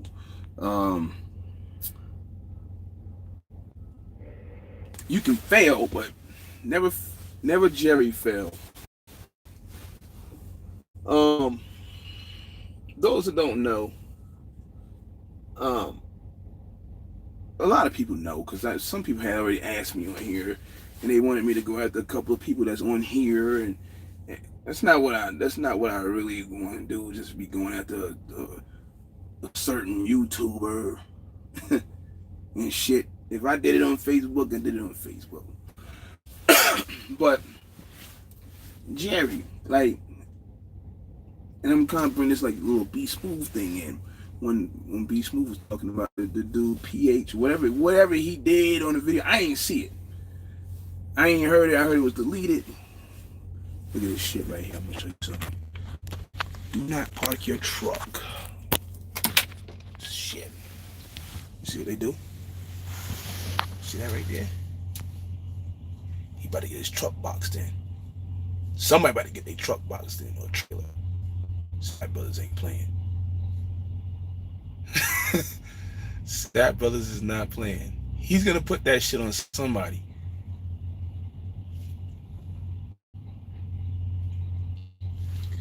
Probably gonna put it on that FedEx trailer. I don't know who he putting it on. Let's see, where he going with that? He putting it on somebody's trailer. I don't know who trailer is about to get it, but somebody trailer about to get it. He's going in front of that black truck. Nah, he pulled up yesterday. It's one of them trailers right there. That reefer unit. Yeah, because he wasn't even here yesterday when I came in here. That's what Sap Brothers do, man. They gonna put it right under his shit. He can't get that shit out. So, when you come to a Sap Brothers, whether it's here or Omaha or wherever it may be, you better pay the park or trailer and just leave. Go in. If you're gonna drop it in a free spot, go inside and talk to them. They'll give you a little pass or whatever. You sign some waiver, like I did yesterday. I bounced and got a little shape up haircut, whatever. But whoever reefer unit that is, he gonna be big mad when he get back. So he pushing it all the way under there too. Gonna push it down here close as far as he can, get to that end again. This idiot right here, he turning out to go to. Driver's always looking for a shortcut and be fucking shot. Man, he pushing that shit under there. He putting two of them on that bitch. Hold on. He getting another one. See what he doing with that. They really out here enforcing. They never used to enforce like that here. They turned this whole shit into paid parking on that side and all the way over there. I mean, they charging like $15 a day. You do that all day, you get a lot, man. You can make some money. I thought about doing it out AZ. I actually could. Give me a little food truck and shit. You know, get somebody out there, make some tortas, tacos, whatever and shit. You know? Some pork chops, all that. Pay the park. You buy some food, half price maybe, I don't know. If you stay a certain amount of time, I'll be brainstorming. But anyway, get back to that Jerry thing in a minute. Haven't left Cali in like 6 months. Dedicated. Oh yeah, that's what's up, man. That's what's up. That's what's up, man. Like I said, drivers at Landstar, they find little things they can get in and they be doing. You know, I kind of like get to certain areas and just do them and then leave. I really never really had a true lane I actually run. Y'all catch me in Denver, but you know. But that's about it. Yeah, they boxing 2 trailers and they ain't even playing over here. Oh, this might be the dude. He came back just in time.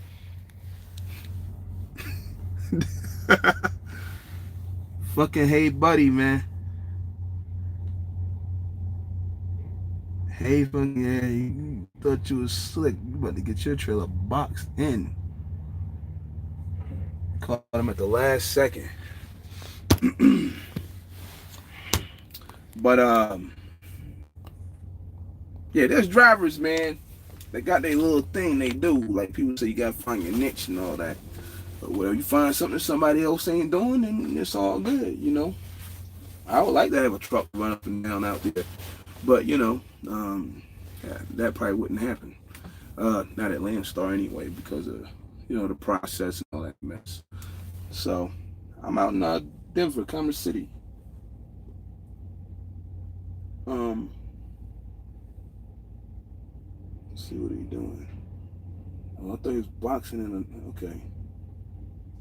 Yeah, he took it back, so he ain't gonna box him in. I'm in Commerce City. I'm gonna go across the bridge later on. If you're ever in Commerce City, I got this stuff from a dude. I wish I had his phone number still, because we was really connecting. He drove for Wheaton Van Lines, and they got a yard up the street. I don't think I'll ever see him again, because like I said, phone always breaking, and I might not save the number inside the, backup. But he put me on, and my ass was always out here. I thought there was really nothing going on. Just across the highway, man, it's like a little community over there, man. Then the airport used to be right there.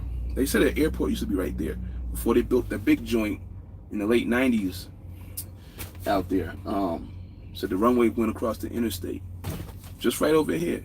And I mean, they got everything over there. They got like GameWorks, they got the movie theater, they got Target, Macy, everything over there. Like 80 bars over there. This place called Texas Brazil. That shit good. They got all kinds of cuts of meats over there. You need to go check that out. Make sure you got $50 just to, I think it's like $50. You get in there. I think that covers soup, salad bar and the meats. And you gotta pay for your drinks and shit and tip or whatever. But the driver I had took me over there. It's pretty cool. I ain't been over there since, but that's some good shit over there. They got a bar there called The Brothers or something. There's another one sitting across from it. They got everything over there. So when you're over here, you're like, oh snap, there ain't shit to do. Nah, there's some shit over there to do. And the driver I know put me on. So if you want to do something, you can go across that bridge. Definitely. A lot of Landstar drivers don't know how to make money. Yeah, man, they don't. It's a driver will come from Covenant or something, they happen to get a truck, and they're just running like they ran for Covenant. They still company drivers, They just, I mean, you gotta figure it out some way, somehow. You gotta sit down and talk to somebody, sit down with people and talk. Think what you'll learn. But some of these guys still run like company drivers,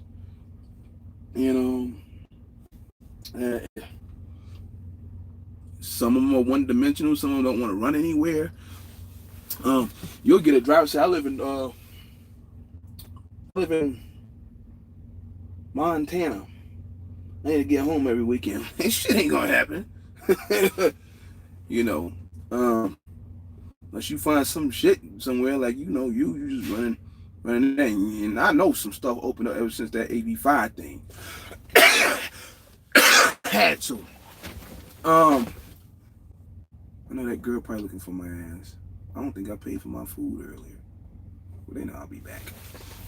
Not everybody do that. I know that makes sense. That shit happened with him one day. I seen him in a truck stop. But yeah, man, people be running like company drivers, man. They can't figure it out. They're just hauling in. A lot of people be on the low board. And that's what we was talking about, the low board. That's when somebody incriminated themselves the other day. Well, he really didn't incriminate himself. We thought he did. He used to be somewhere else, and he did that park in the street crap, whatever he did. Then he cleared it up. But at the end of the day, there are drivers at Landstar that incriminate themselves, or that were at Landstar that incriminate themselves. But we were talking about the board, man. It's like somebody's saying, well, y'all be...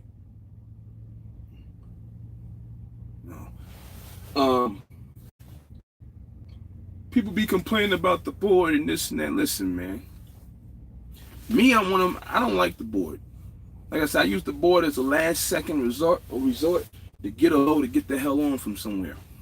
Sometimes I use the board in Colorado and get lucky. But on every dollar I make, no. I'm not picking up people all day long. I see people, I done made 25 calls today and nobody had a load. Stay the fuck off the board. Set your criteria to what you want it to be at. Your bare minimum of everything. Remember I used to make them videos about bare minimums and stuff. People go, well, I ain't hauling no load for that. I didn't say you had to. I just said a bare minimum. That's the least dollar amount gross before anything that you're going to haul a load for to get out of a certain area. you want to do it up to 150 miles, 200 miles, whatever it is, like I did the other week. I delivered in Maryland Friday afternoon. I knew I was fucked. I was like, damn. So I went back. I had to stretch that thing out. I'm gonna find something somewhere, hopefully. I'll find this damn low, fucking $11 a mile. Yeah, I'm going to get it. And I ain't talking about $11 a mile for 200 miles either. So it was like 600 miles. Yeah, so I went and got it. Good thing I ended up doing 2 of them. So, but and it didn't come from the board. It came from the load alert. It came from my minimum criteria, and that's it. At the end of the day, when you keep looking on it like your driver said, I'm looking at everything. What the fuck you want to see everything for though? That's how you always hear the people. Well, the cheap loads. Calvin don't talk about cheap loads like that. You do see me make posts in the community section on Facebook about certain loads, about certain types of fuckery that goes on with certain types of loads, but you never see me post $1.23.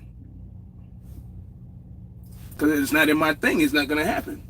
Now, you did see a load the other day that said from, Georgia to California, and it paid $3,000, like, and a whole bunch of crap was missing. That's the fuckery shit I'm talking about. I'm not talking about no load that something was wrong with that. I don't know what the hell happened there, but I ain't talking about no straight load where it's like, well, you went from North Carolina and you went to Los Angeles for $1.18. That ain't gonna fucking happen. You're not gonna see me talk about it because that doesn't fit into anything I do. So, have I got a call or two about some garbage ass loads that don't make sense at the end of the day? Yeah, if you can't get no more money for it, then we can't do it. But when you keep digging around the load board, calling, ain't got it. Been gone for a day now. I don't know why it's still, because you didn't take it down, motherfucker. You know, they want to blame the system. No, you didn't take it down. That's all it was. You know, I just can't deal with the board. But some people don't like their emails going off all day. I seen one driver use the load alert in the phone ring. That's the other way they do it, but I don't see how that works. Because if you getting a call and somebody's getting an email load alert, well, who's gonna get it faster? Well, you might go off at the same time, but he looking at it, he see it. You gotta listen to the whole shit, as far as I'm concerned. Meanwhile, 20 drivers already called for it. That shit gone. So that's why you gotta know your bare minimum on everything across the board, because if you don't, you're gonna struggle like hell. Do I struggle sometimes with certain things? Yeah. But like I said, I had the driver sitting out there, the hazmat totes and all that crap. Or he's sitting in an area where it's just hazmat and white. But when you been here for a minute, and you still got that struggle, either you just doing a whole bunch of things wrong, you ain't talking to enough people, you know, that can help you out. Like a lot of stuff I know, them drivers, I got that stuff from them drivers that was already here 10 years, 15 years, you know. They told me all that, the voluntary escrow stuff, all that stuff. And I applied it. And that's why, you know, I've been pretty good at what I do. I mean, at times, yeah, I do run into like brick walls, but like I said before, you can't win all the time, man. So I mean, it's good you what you're doing over there, Vince K. The Jerry thing, man. And it's, again, bringing it back to the Be Smooth thing, what he was talking about. See, I was cool with this guy, man. And we used to go around talking shit, trolling, talking shit about owner-operator, leasing and all this stuff or whatever. Well, see, then, you know, it gets to a point where, like, you know,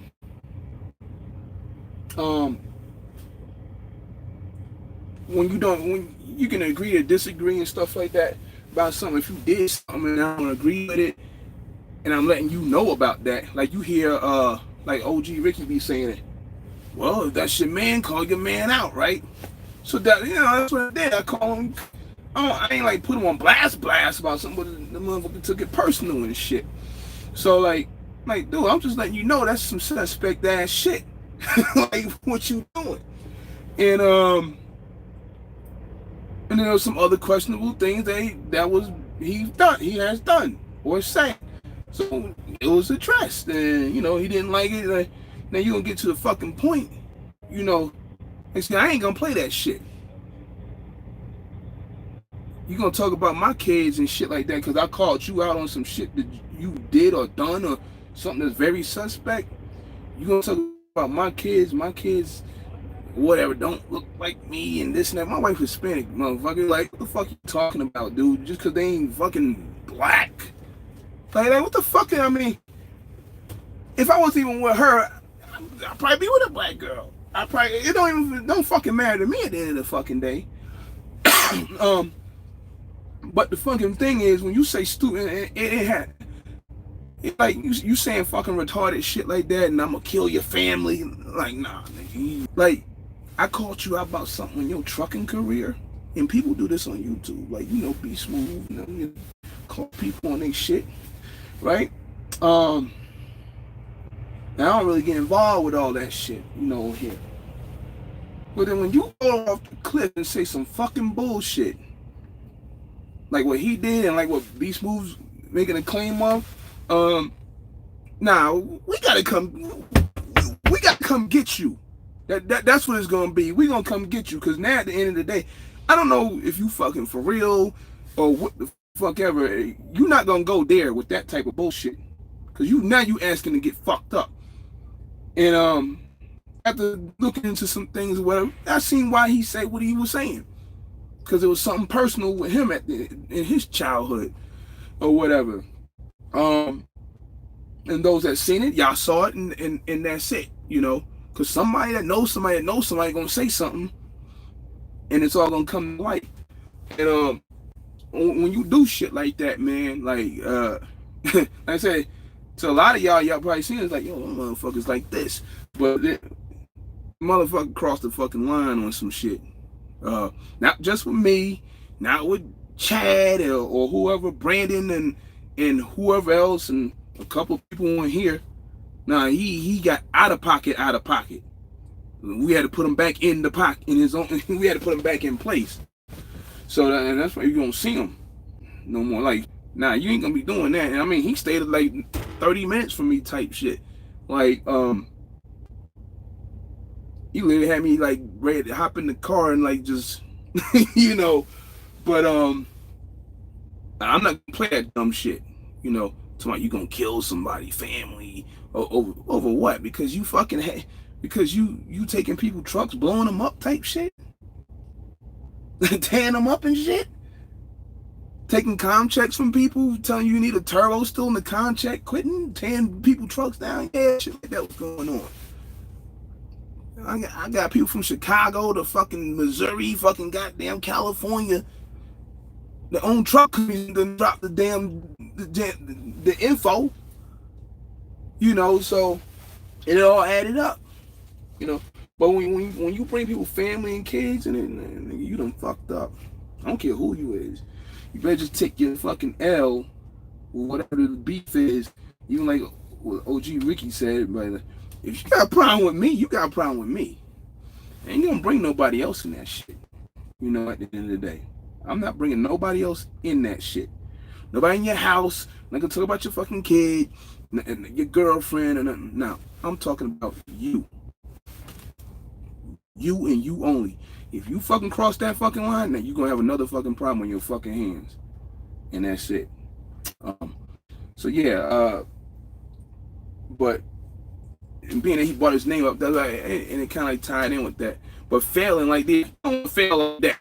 That's bad, because people didn't even know. Like, they thought the dude was like, he had it going on, he had all these trucks, this and that. And then what raised the red flag was, why you want my truck? And why every time I see you somewhere, like on a Facebook post, your hood colors keep changing and shit. You got more trucks than me. Like what's going on here? And then you blasting everybody on Facebook and all this and that. And then that's when we had to go. That's why you don't see it like that no more. Like, hey, hold up, man. He kind of out of pocket with some of this shit he be saying. Like, he got some real suspect shit going on. Like, let's fall back. Let's see what's going on with this. And when you got called out one night, that was it. You know, it was like, it was on and on for a while, and you know, you warning them like, yo, you better stand the fuck down. You better stand the fuck down, cause I got a couple of aces over here. You don't want to see these motherfuckers and shit. You know, I got some aces and jokers for your ass. You don't want that problem. But you know, he kept pushing the envelope, and those that know, you know, he pushed the envelope. Yours kids Spanish too, man. That's what's up. When you keep pushing the fucking envelope, you're gonna find out what the fuck is up. So, but yeah, you don't want to be failing like that. You don't, and two, you don't want to be talking about people's kids. You don't want to be doing that shit, man, because some people don't play that shit, man. You end up in a fucking box somewhere, or dumped off in the Hudson River, or wherever, or some fucking lake. You play around like that, man, saying stupid shit. Your wife's gonna be a widow. Alright. I seen somebody say some shit like that. I seen a YouTuber say some shit like that to somebody. You know, okay. Play around you want to. You know, play around you want to. You won't make it in the pilot. You know. So I seen matter of fact, speaking of him, you talking that crazy shit. Motherfucker, I don't got no more. The photo of whatever, like, motherfucker, like, rolled up on the motherfucker. You know, you talking shit on the CB, and they know who you are because of off of Facebook and shit. Your kid coming up front and shit because you hiding in the sleeper type shit. The kid's scared as fuck now. Don't know what the fuck is going on here. Yeah, that type of shit has happened before. Has happened. I didn't do it. I just know it happened to somebody. So you better watch who you popping shit to. Whether it's on the CB in the truck stop, whether you talking shit to somebody on here, or whether you talking shit to somebody on Facebook. Cause I have had people say some shit to me like, "Look, motherfucker, you're something, motherfucker, it's something." Cause you try that fly shit over here, like, that little bullshit you talking about, you will get fucked up. So, I ain't the baddest dude on earth, but you're not gonna be making no Facebook threats or YouTube threats or so. But yeah, watch what you say to people at the end of the day, because you never know. You might be in the bathroom like on Bad Boys, and you're like, oh shit, when Martin was in the bathroom and it was going down. If we can see you, that's gonna be your ass. So.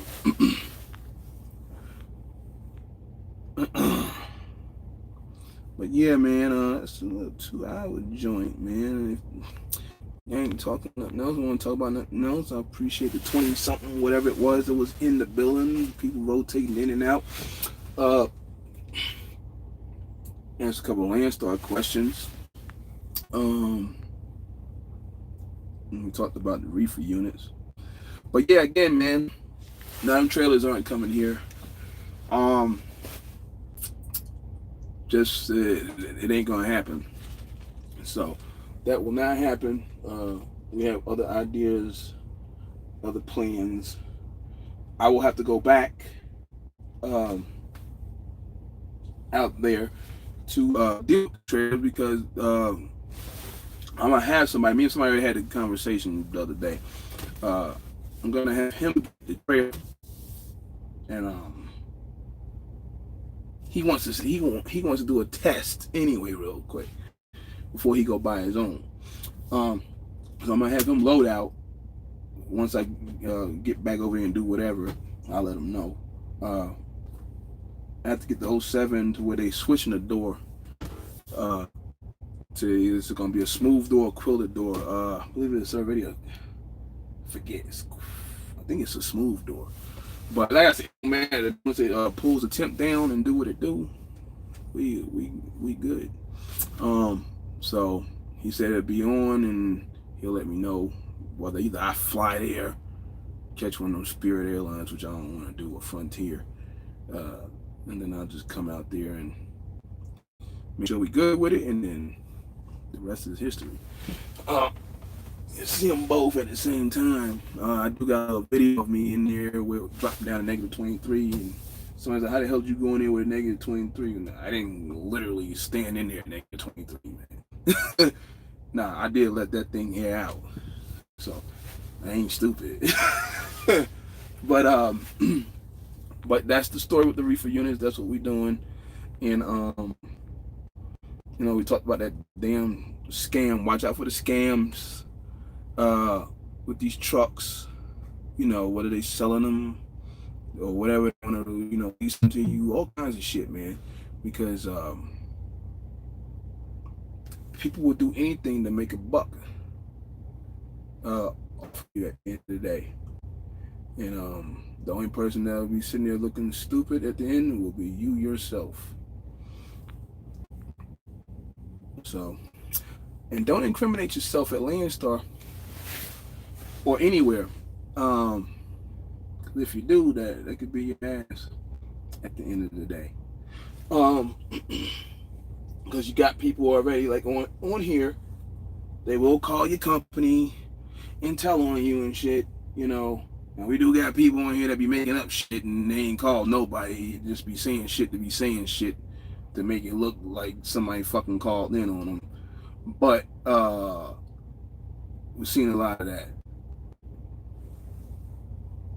But you know it.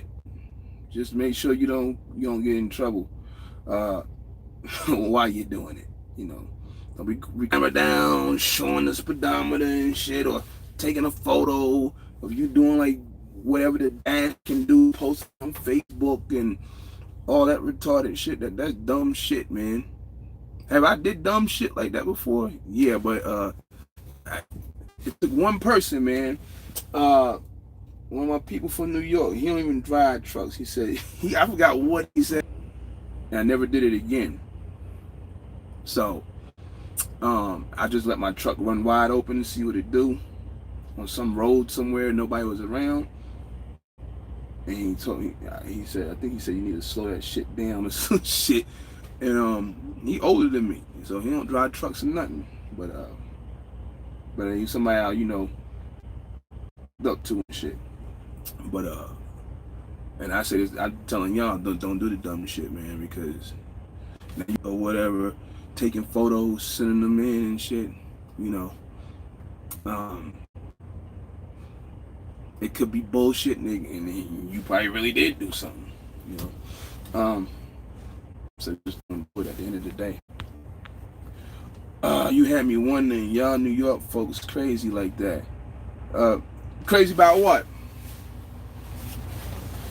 There's a few New Yorkers on here, man. There's a few New Yorkers on here.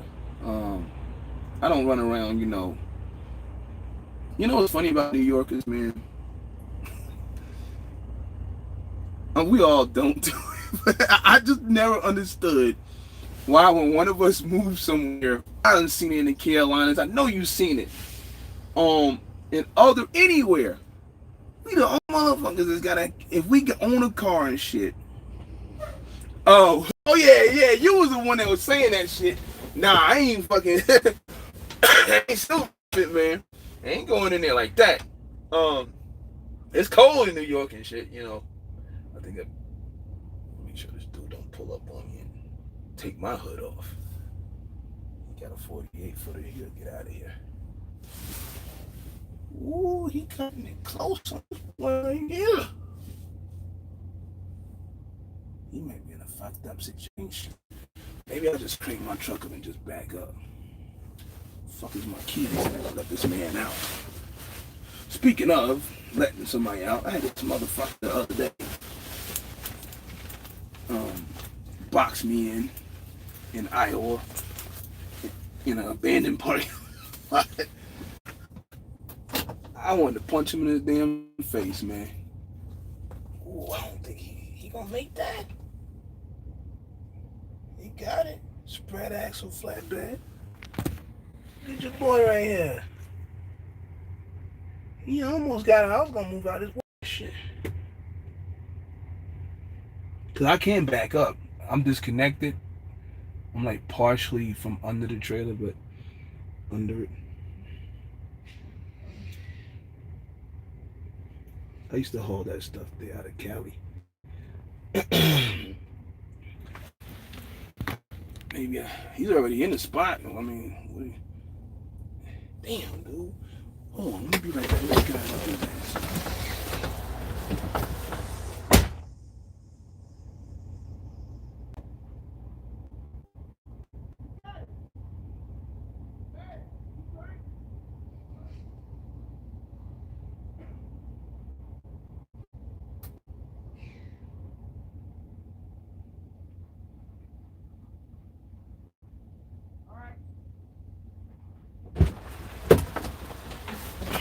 He worked that bitch.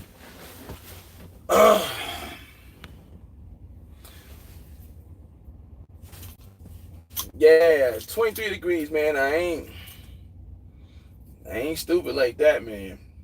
But yeah, New York's cold. It can be. I taught in cold weather. Illinois, like I'm talking about the negatives. In the negatives. I think one day Choice Master's doing a video was talking about that. And I was in Chicago, man. Serious. I'm talking about, Chicago, Windy City. That shit is serious, man. I mean, you only could be outside for like a couple of minutes. Back in, trying to warm up. Whatever, back out there, do your job. That shit is no joke, man. Gotta have the proper winter clothes, man. Messing around out here. Cause I had a driver claim he had winter clothes, and I was fucking laughing about the shit. But that shit actually cost me a lot of money because the driver ain't had winter clothes. So, but it is what it is. What's up, Big Tex? What's up, Streets? Usual suspects. But yeah, we got a few New Yorkers, on here on YouTube. But I ain't that crazy messing around no negative 23. The coldest weather I ever been in was like negative 40 something. North Dakota, somewhere up there. It was negative 22 one time in Oklahoma City. Trucks was just breaking down on the interstate. The fuel was gelling up and all that. It was negative something in Nebraska one time. And I'll tell you right now, don't set your trailer brake. I mean, you set your tractor brake. You set your trailer brake. You fucked in the winter. You fucked. You better have I think I got one of them in the truck. Let me see. Yeah, you better have some shit like this for your airlines and shit. I ain't had to use it yet, but you don't want to get caught out there. You better have like a rubber mallet or whatever. If your brakes do lock up or freeze up in the back. I got disc up front, so I don't think it'll do it, like the drums will. Some alcohol, bang on them bitches. I have it at least. Bang on them bitches, man. You'll hear them pop. If you can get under there and do it, you'll hear them pop. So, but that happened to me one time in York, Nebraska. I didn't even realize it. I got out, did the pre-trip, all that. And the parking lot was icy, so I started rolling. I'm going through the parking lot, pull up to the fuel island, whatever, then I pull off, and then somebody's like, I forgot who the hell I was leased to. I might have been with Great White at the time. I was with them for I was on holiday, I was there for 3 years. I think I was at Great White. And pulling a Tyson trailer. And I come creeping through, and this joint was just sliding along the parking lot. I didn't even know. And I had to go get that alcohol, put up in there, and bang on that joint. Pow! That joint came off, and it started rolling freely. So you don't want to in negative temperatures set your trailer brake like that. Also, my key up. Now this guy want to back in. He want to do a goddamn shit. That ain't a good deal right there, man. You better not back in here like that. Goddamn, where my key at? Put my key somewhere, man. This dude gonna fuck me up. It was fucking 180, man. Drivers, don't make backing situations harder than what they should be. If you can do a 45, do a 45. You know, don't try to do a 180 in a tight spot. I don't know where the fuck I put my key at. I must have left it inside. No, I got it right here. You need to do a 45, man. I had to help Steve drive out one time here. He comes in.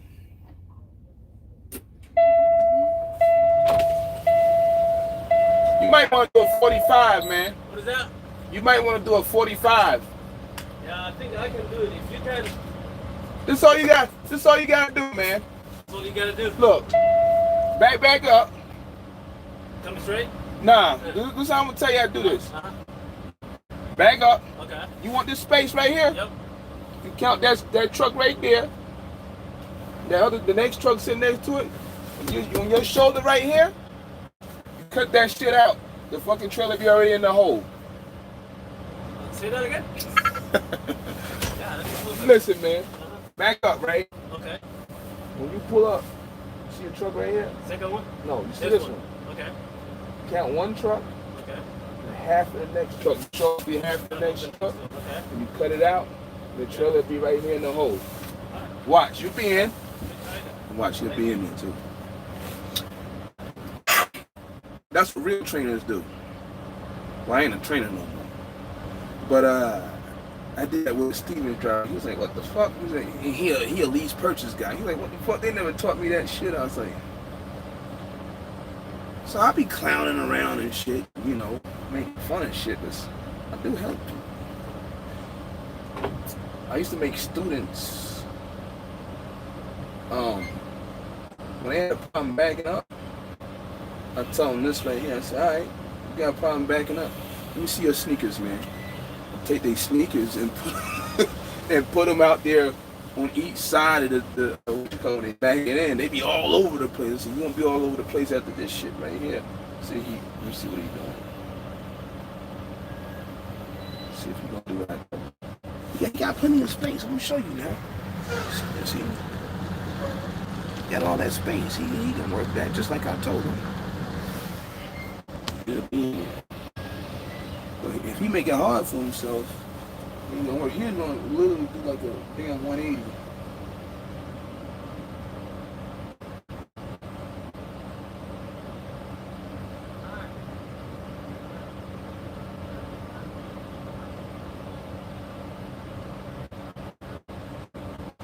Well, we'll see what he gonna do. But yeah, I used to make students, hey, let me see your shoes, man. You know, and I have them do it, and then I walk off. Like I walk off like in the corner so they don't even see me there. Because at the end of the day, you're gonna be by yourself. I'm not gonna be with you. I mean, I don't train nobody anymore, but you got a little prime jacket up in there somewhere. My sister gave it to me. I stopped in North Carolina. Somewhere in there. Let me see. Because somebody said I was in that prime before.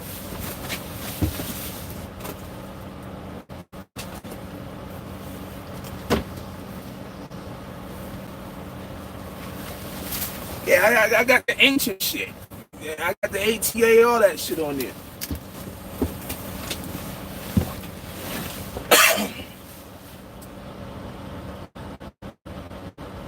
But you're gonna be by yourself one day, man. And me or that trainer, whoever, you know, ain't gonna be there. You're gonna have to take them 2-lane roads. I used to train them in North Carolina, run them on them back roads. Customers are on them roads. I told my driver earlier, yesterday, customers are on lease roads, dirt roads. They're there. You know, you might be on some road, you gotta back down it. You might be on some road, you gotta go the wrong way. I did a lot of that when I was at MS Carriers. Running in the Bronx and all that. I had to go the wrong way all the damn time to make a delivery. on the dedicated. What the fuck going on here? Oh, he waiting for him to move so he can do what I told him. But yeah, man, I mean, it's just a little simple stuff, man. You know, that people forget about doing and they get their ass fucked up out here. You know, back in these trailers and holes, it's just baby turns, man. It ain't none of this like a trainer once told me at a truck driving school. Ain't no fumbling and bumbling and doing all this dumbass shit. For what? What are you doing that for? You all over the place doing that. Just a couple of baby turns and you in there. It ain't that hard. Yeah. He could pull up a little more, but he could. Really, if you put in the hole, it's only like 4 or 5 turns in that motherfucker.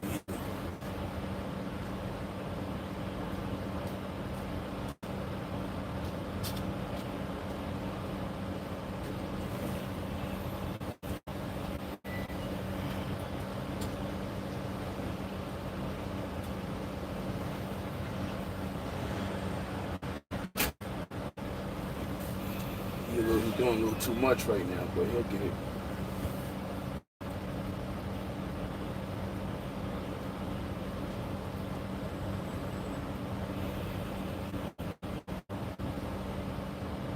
Stop turning this wheel.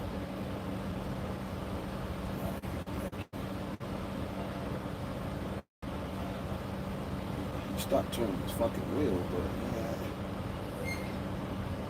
don't look at him like a dummy. That's your truck.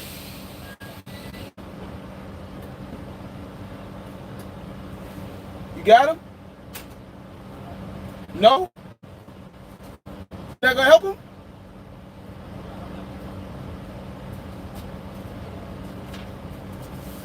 You took too long. You took too long to turn it, man. Oh, I did? Yeah. Just going back out there. I was worried about you, so I can just manage here. Yeah. I'll blow the horn if you get too close. Blow the horn, please. Thank you. Truckers need to understand these new ELDs. You can't move your truck at all. Your drying time will start.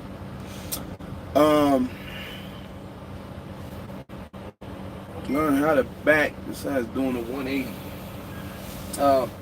Most of the time drivers be trying to do that, they can't do it in the first place. Well, I told him to go for it. He's gonna keep on. Damn, so where he going?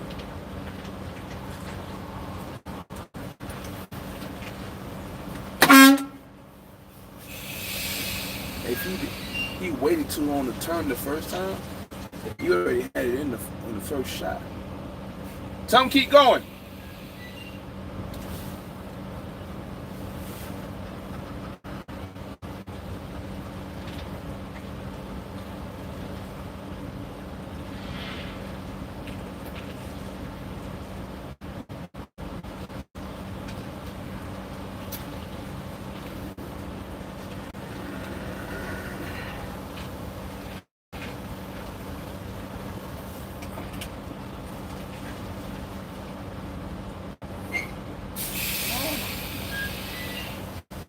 Yeah, 2 pull-ups.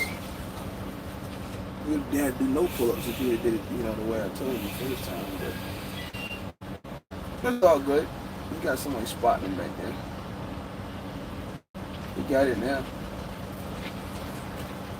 He'd have been doing that 180. He'd have been here all day. But yeah, they gotta learn more than just doing the 180. Man, how to do 180s.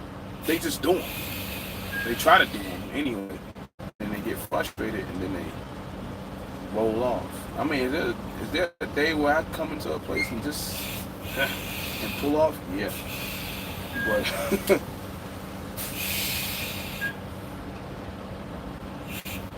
never make a back situation harder than what it is.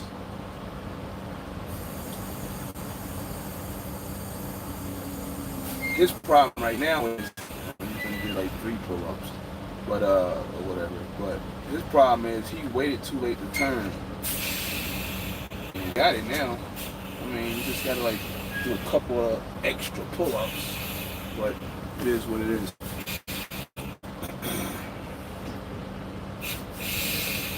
Like I said, I'm partially disconnected from the trailer, but that ain't got nothing to do with him putting the trailer in. As you can see, he's there. He had it set up. He took too long to turn it. But anyway, yeah, man. These ELDs, yeah, you go 5 miles in here, you go 5 miles an hour. It's a wrap. It's coming on. I think the shit is stupid as hell. But I know that's not their rule or whatever. Well, I guess according to some people, they say you can go 10 miles an hour at some companies and then it'll cut on. But I just think that rule is so goddamn dumb. I mean, yeah, if you go a mile down the road or a half mile or whatever, I think if you get up to 35 miles an hour, people got the yard moves and this and that. We don't have yard moves here. So we don't do yard moves. They don't let us do it. Whatever. So you gotta know how to move around.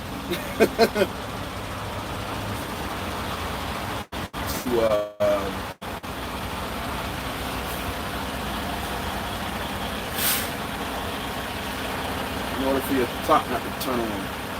I didn't realize mine was doing it until one day I went down the road and I dropped the trailer and I went to the post office and then I was like, what the fuck is happening here? Like, my thing had already did the update. I think back in like October. Yeah, we got PC. You gotta watch how you use it though. We used to do retarded PCs. Like advance the load or advance the truck to the load. Alright. Hey, boss. Yep.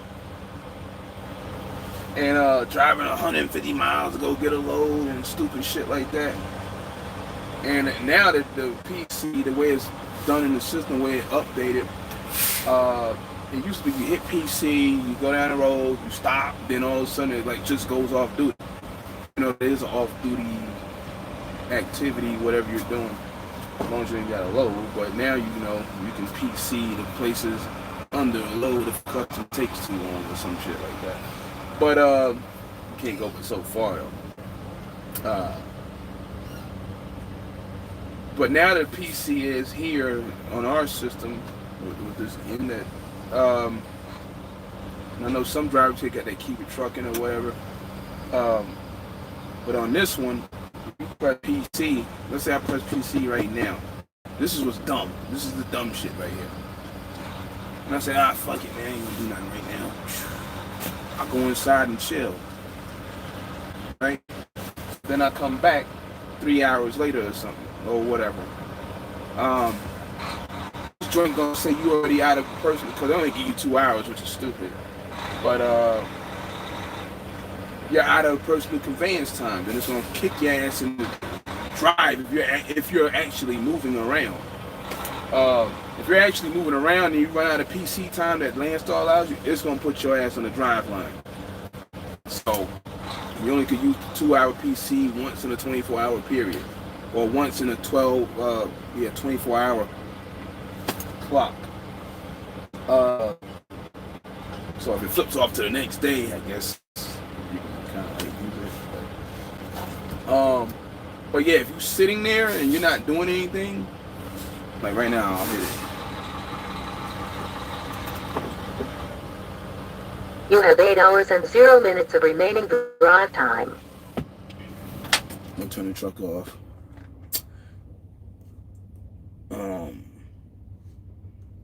PC, drop trailer, whatever. It was already dropped, so now I'm gonna wait a minute. Just gonna sit right there. The PC is actually being burnt up right now while I'm talking. I'll wait for a few minutes and then I'll fire it up. Then it's gonna ask me, do I want to use it still? Of course I don't. So I'm gonna say no. But if I left it like it is right now, it's saying personal conveyance on the damn screen, on the status tab. And if it burned up 2 hours, then it burned up 2 hours. I got a call one day because I was sitting somewhere chilling, eating whatever, and they asked me why was I PCing. I didn't even move. What are you talking about? I went 1-2 miles down the road. I didn't go anywhere. What are you talking about? Well, you have ran out of PC and you actually it does not. Actually, let me take that statement back. I don't think it does kick you into the drive line. The old way used to. Uh, so I PC 2 miles back to where I was, and you gotta watch the tree. I said I didn't fucking go anywhere. Like so, you know, you gotta watch it because then they'll take it from you. That's what they'll do. They will take the PC from you, and if they think your PCs are questionable, they will take it from you at the end of the day. And I think you get like a warning. They gave me a stupid warning, whatever. I was just like, all right, I know not to do that crap again. And then the next one is kind of like, I guess they suspend your PC for a while, couple of months or whatever it is, and then after that, I think they permanently do it. You don't get it back anymore. So, but drivers do abuse it. Drivers will drive 200 miles to go get a load PC. Drivers will have a load and just be driving 80 miles PC loaded. So, and you can't even explain the shit at the end of the damn day. So you will lose that. If you mess around, go to companies putting their own little spin on PC rules. Yeah, well, you can put your spin to it. You just can't. How should I say this? I don't know. You can't trump what they're saying. So I guess that's how I could say it. There is no time limit, but some companies are gonna give you a time limit, and that's it.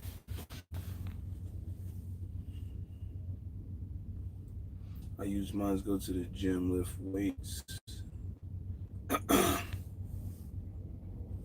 Yeah, that's what's up, man. I haven't lifted weights since I started driving trucks. I had a couple of bells in the truck, whatever, I see a couple of drivers throwing out little fitness, workout videos and shit.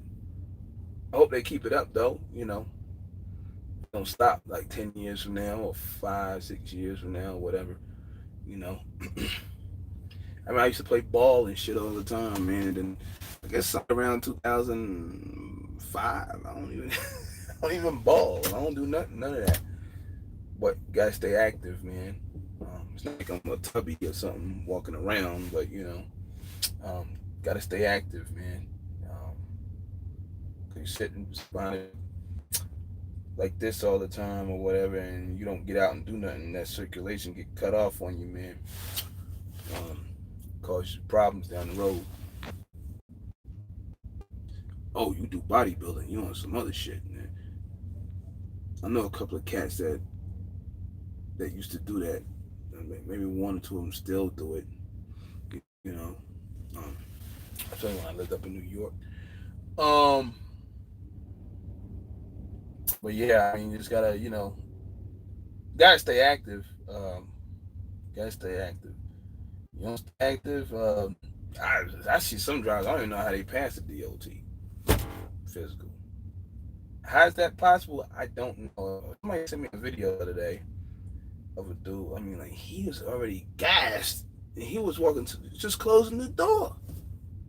I mean, he was big as the front of this. He was big. And it's always the big dudes. I don't say all of them. And they got the Volvos, and it's like, I mean, like shit. I mean, they're like driving like this and shit. Like, I don't even know, man. That shit is crazy. But it could be a disorder or something. I don't know. Some people just lazy. Some people got 8 bags of chips up front and hot dogs, and you see people with like 4 Mountain Dews and 2 Monsters and 5-hour energy. Like, fuck that. Fuck that. I ain't doing nothing like that. I used to drink Nas. I don't drink Nas no more. I'll drink it once in a while. 5-hour, I might drink half the bottle, and that's like probably like 4 times a year. I don't be fucking with that shit.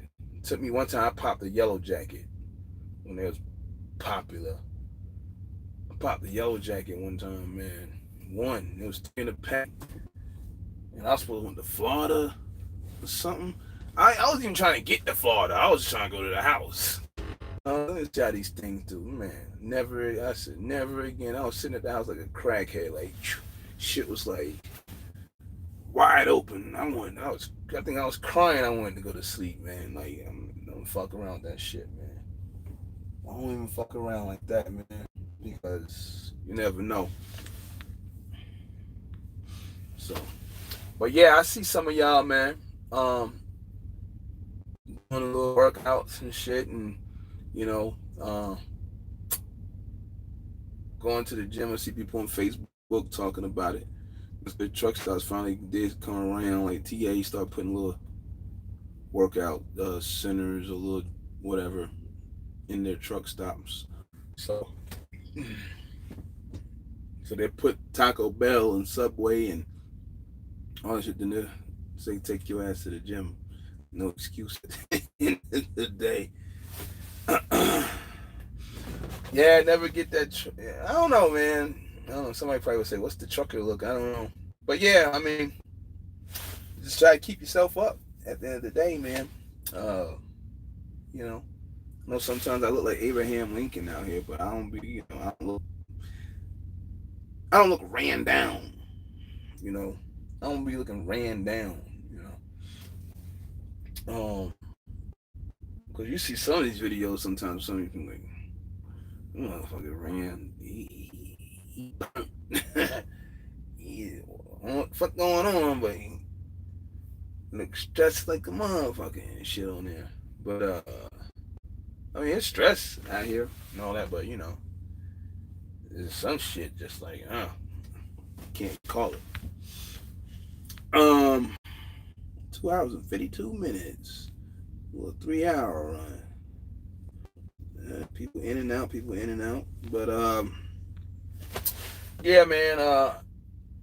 If anybody out here in country, maybe we'll go to Texas, Del Brazil or something. If you catch me, I don't know. But I know I better go back in here because this lady probably like, where the fuck did he go? They know I ain't going nowhere, so I'm probably like one of their top 5 customers. I didn't pay them. I don't remember paying them for eating earlier. So, and I left my headset in there too. So, but ain't nobody going in that room. So, I just asked them, can I go back there? To let me go back there because it's quiet. But I know not to go in there no more to do a live video because I'm gonna keep fading in and out. So be smooth. Let me know what was going on there. But anyway, I'm gonna get ready to get off. Like I said, I'll probably down the road get a couple. What's a good thing to use, man? Yeah, y'all got these GoPros and all these funny ass gadgets and shit. Like, so I'm doing a tarp job or something that we don't have to like. Cause I was doing what I was doing the other day was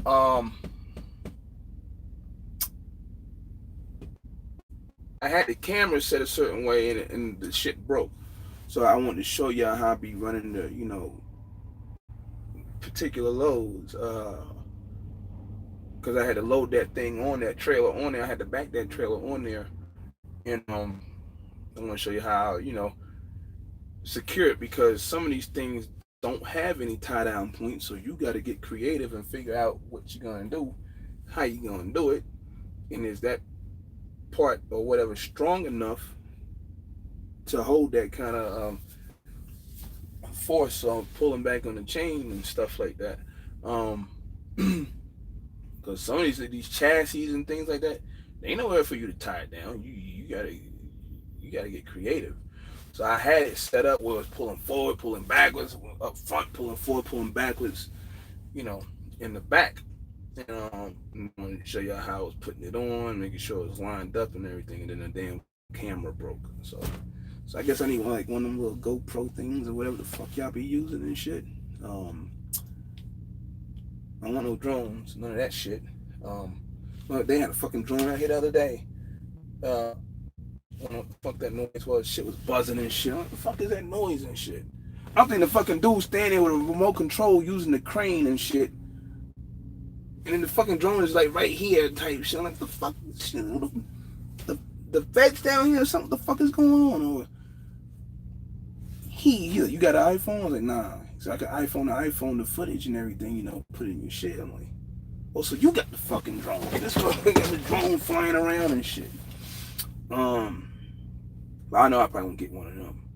So, but I need like something, like I guess when I put on a hard hat or just put a band around my head, that way y'all can see when something's getting tarped or whatever is going on with the load.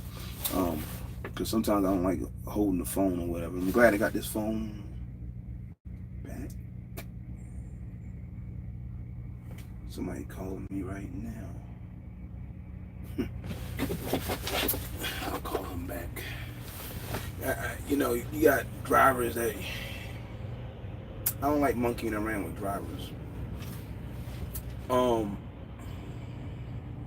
If you're gonna do something, you say you're gonna do something, and you do it. Like when somebody say when they want to drive for me or whatever, they gonna do this and that. All right, all I hear is you talking. It's either you're doing it or you're not doing it, and this is what this is. And I talked, you know, like a fucking 2 months ago.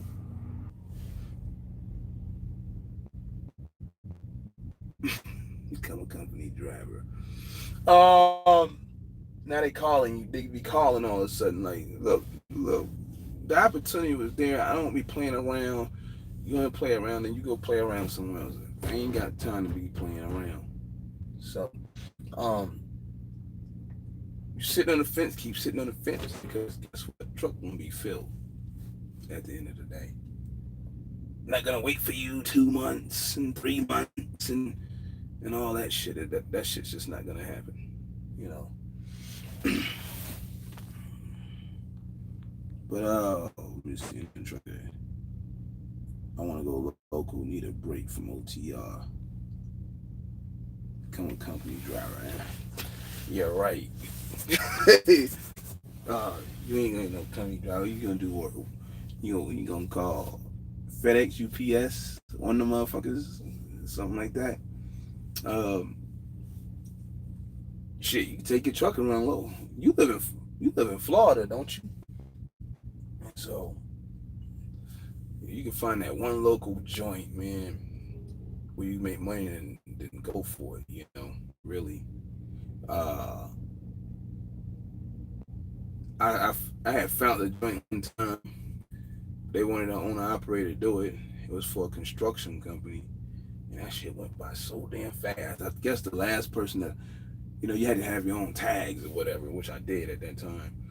And it went by so damn fast. It was just like, damn. It was out in Mesa somewhere, and that was right before Lancaster actually. So, something must have happened to the last owner operator or something. I don't know, but they were looking. You have to gotta investigate before you make moves like that because it could turn to shit as soon as you walk in the door. Like the tanker company I drove for.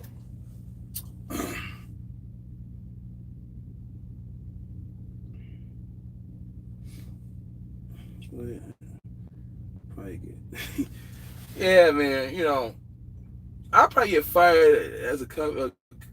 Yeah, I've been fired a couple of times as a company driver. I've been blackballed as a company driver. Prime, Covenant, FFE, Heartland Express. You know, good thing if I was to go somewhere, You know, I don't have to say anything about those companies anymore because it's been over 10 years. But it's happened, man. You know, me and Streets, we was talking and said, you know, I should come with a segment called "What If." You know, uh, like what if I was working in the office somewhere where I was working for safety department and shit or whatever, you know, and I got a call from a driver. Motherfucker, you hit something again? Like, I couldn't even work in the office, man. I don't think I could. Yeah, I mean, time gonna keep hitting shit. Like, I'll probably just be going off on a driver, man. Like, did they fucking train you on the fucking yard already? Like, I probably wouldn't get that far, but you know, um, I don't know, man. It'd probably be comical, but at the same time, I probably get my, I probably would get fired at the end of the day, fucking around with shit like that. Just like I can see it right now. You can't change a light bulb, motherfucker. Like shit. Like you know, then the driver start crying. You know, now they got the corporate gotta have a word with me and shit like that. You know, what the fuck you mean you ran out of hours on 300 miles? You know, I couldn't do no shit like that, man. But yeah, as far as I don't know if me working local at the end of the day would even work. You know, I almost took a flight overnight before the UPS takeover, but but I just don't see it. See, look at this dude, and got himself a jam right here. Fucking Cab Cruncher Express. He got this shit all bent up. Tries to be doing some crazy ass U-turns, man. Just tearing up shit. When I'm gonna put the reefers to work ASAP. I gotta wait on a telephone call on the 2007. The door is down at the bottom corner of the door is I don't know, like I don't know what the fuck happened back there, but he had told me because we was back and forth talking about the numbers on the trailer, and I was saying first I said 8, you know, you want to do like 9 something. It was 10, and then I was just like, you know, 8, and then whatever. Then we finally came to 8. It's actually 8.5. So they'll get to work. Like I said, the 07 will be strictly pretty much no further than Arizona trailer. But the other one could go. It's in compliance until whenever it is. 2024, 2025. So I ain't worried about none of that shit, you know. But I got it at a great price. I mean, like I said earlier, it's like you gotta look around. You just don't be buying shit to say you got some shit at the end of the day. Uh, you know, that shit, you know, in some cases just don't fucking work. You know. Like you get an $8,000 unit, watch, you're gonna see him, but nah, that trailer ain't $8,000. You know. Try to stay from Sanford and Son's yard. That's what you do. Try to stay from don't buy Sanford and Son equipment, you know. You know, you end up, you know, with a bunch of shit, you know. So that's my whole thing, and I try not to over. I'm going to do what I'm not overpaying for anything at the end of the day, so I'm not going to overpay for something. Now, if I bought that same trailer back east, now like I said, it's 14 or 17 engines now the trailer. Even if it was a 16, I mean, why would I pay 30 something thousand for that? Like when that trailer right there, same trailer, just matter of fact, it's a year newer engine. Like so, and we doing it for like whatever it is, damn near 10, 12 grand cheaper than whatever my boy was talking about. He backed right the hell out of what the hell he was doing too, quick, because he was like, man, I can't find no trailer like that over there. Like you won't find a trailer like that over there unless he's like basically about to go belly up, you know, and they just doing a fire sale quick, like But you won't find no trailer like that. You gotta go to where it's heavily populated, um, and make especially during these times. These times right now, they slinging deals. I mean, you can find one with 14,000 hours on it, but that's not what I was looking for. Because I'll be looking at it like this. I'll run it, and at the end of the day, if I want to sell it, then I'll sell it in 20 any damn way. If I sold it, at the end of the day. So, and like I said, with that other one, I'll just run it, and if I need to, then I'll swap engines on it or whatever if I have to. Put if I needed to go to California, and I had to put a skirt or some shit on it and let it rip.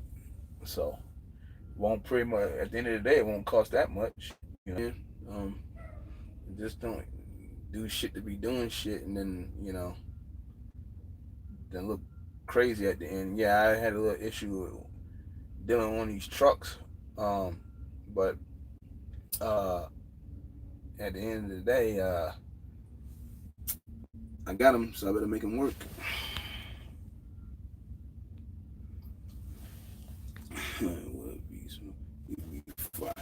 B Smooth will get his ass fired, man. Yeah, B Smooth will get his ass fired. Definitely, man.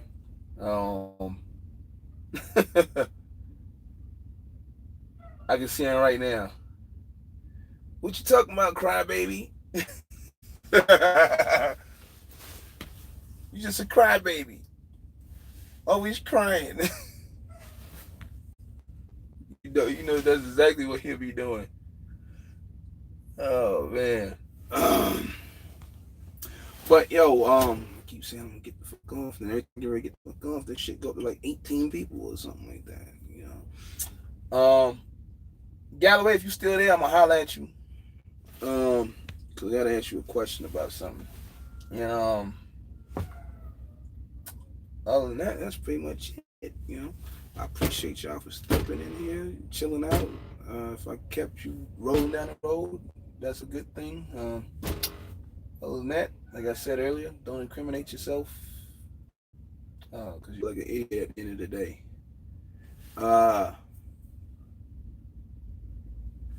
So, with that said, I'm gonna get the hell out of here, man. Like I said, somebody out here, holler at me before I go over here and eat by myself later on this evening. So, with that said, I'm out. I'll catch you on the next one. Who knows? I might be at the dealership again, getting this trailer wrapped up. Matter of fact, the person I want to DM, so he knows what's up.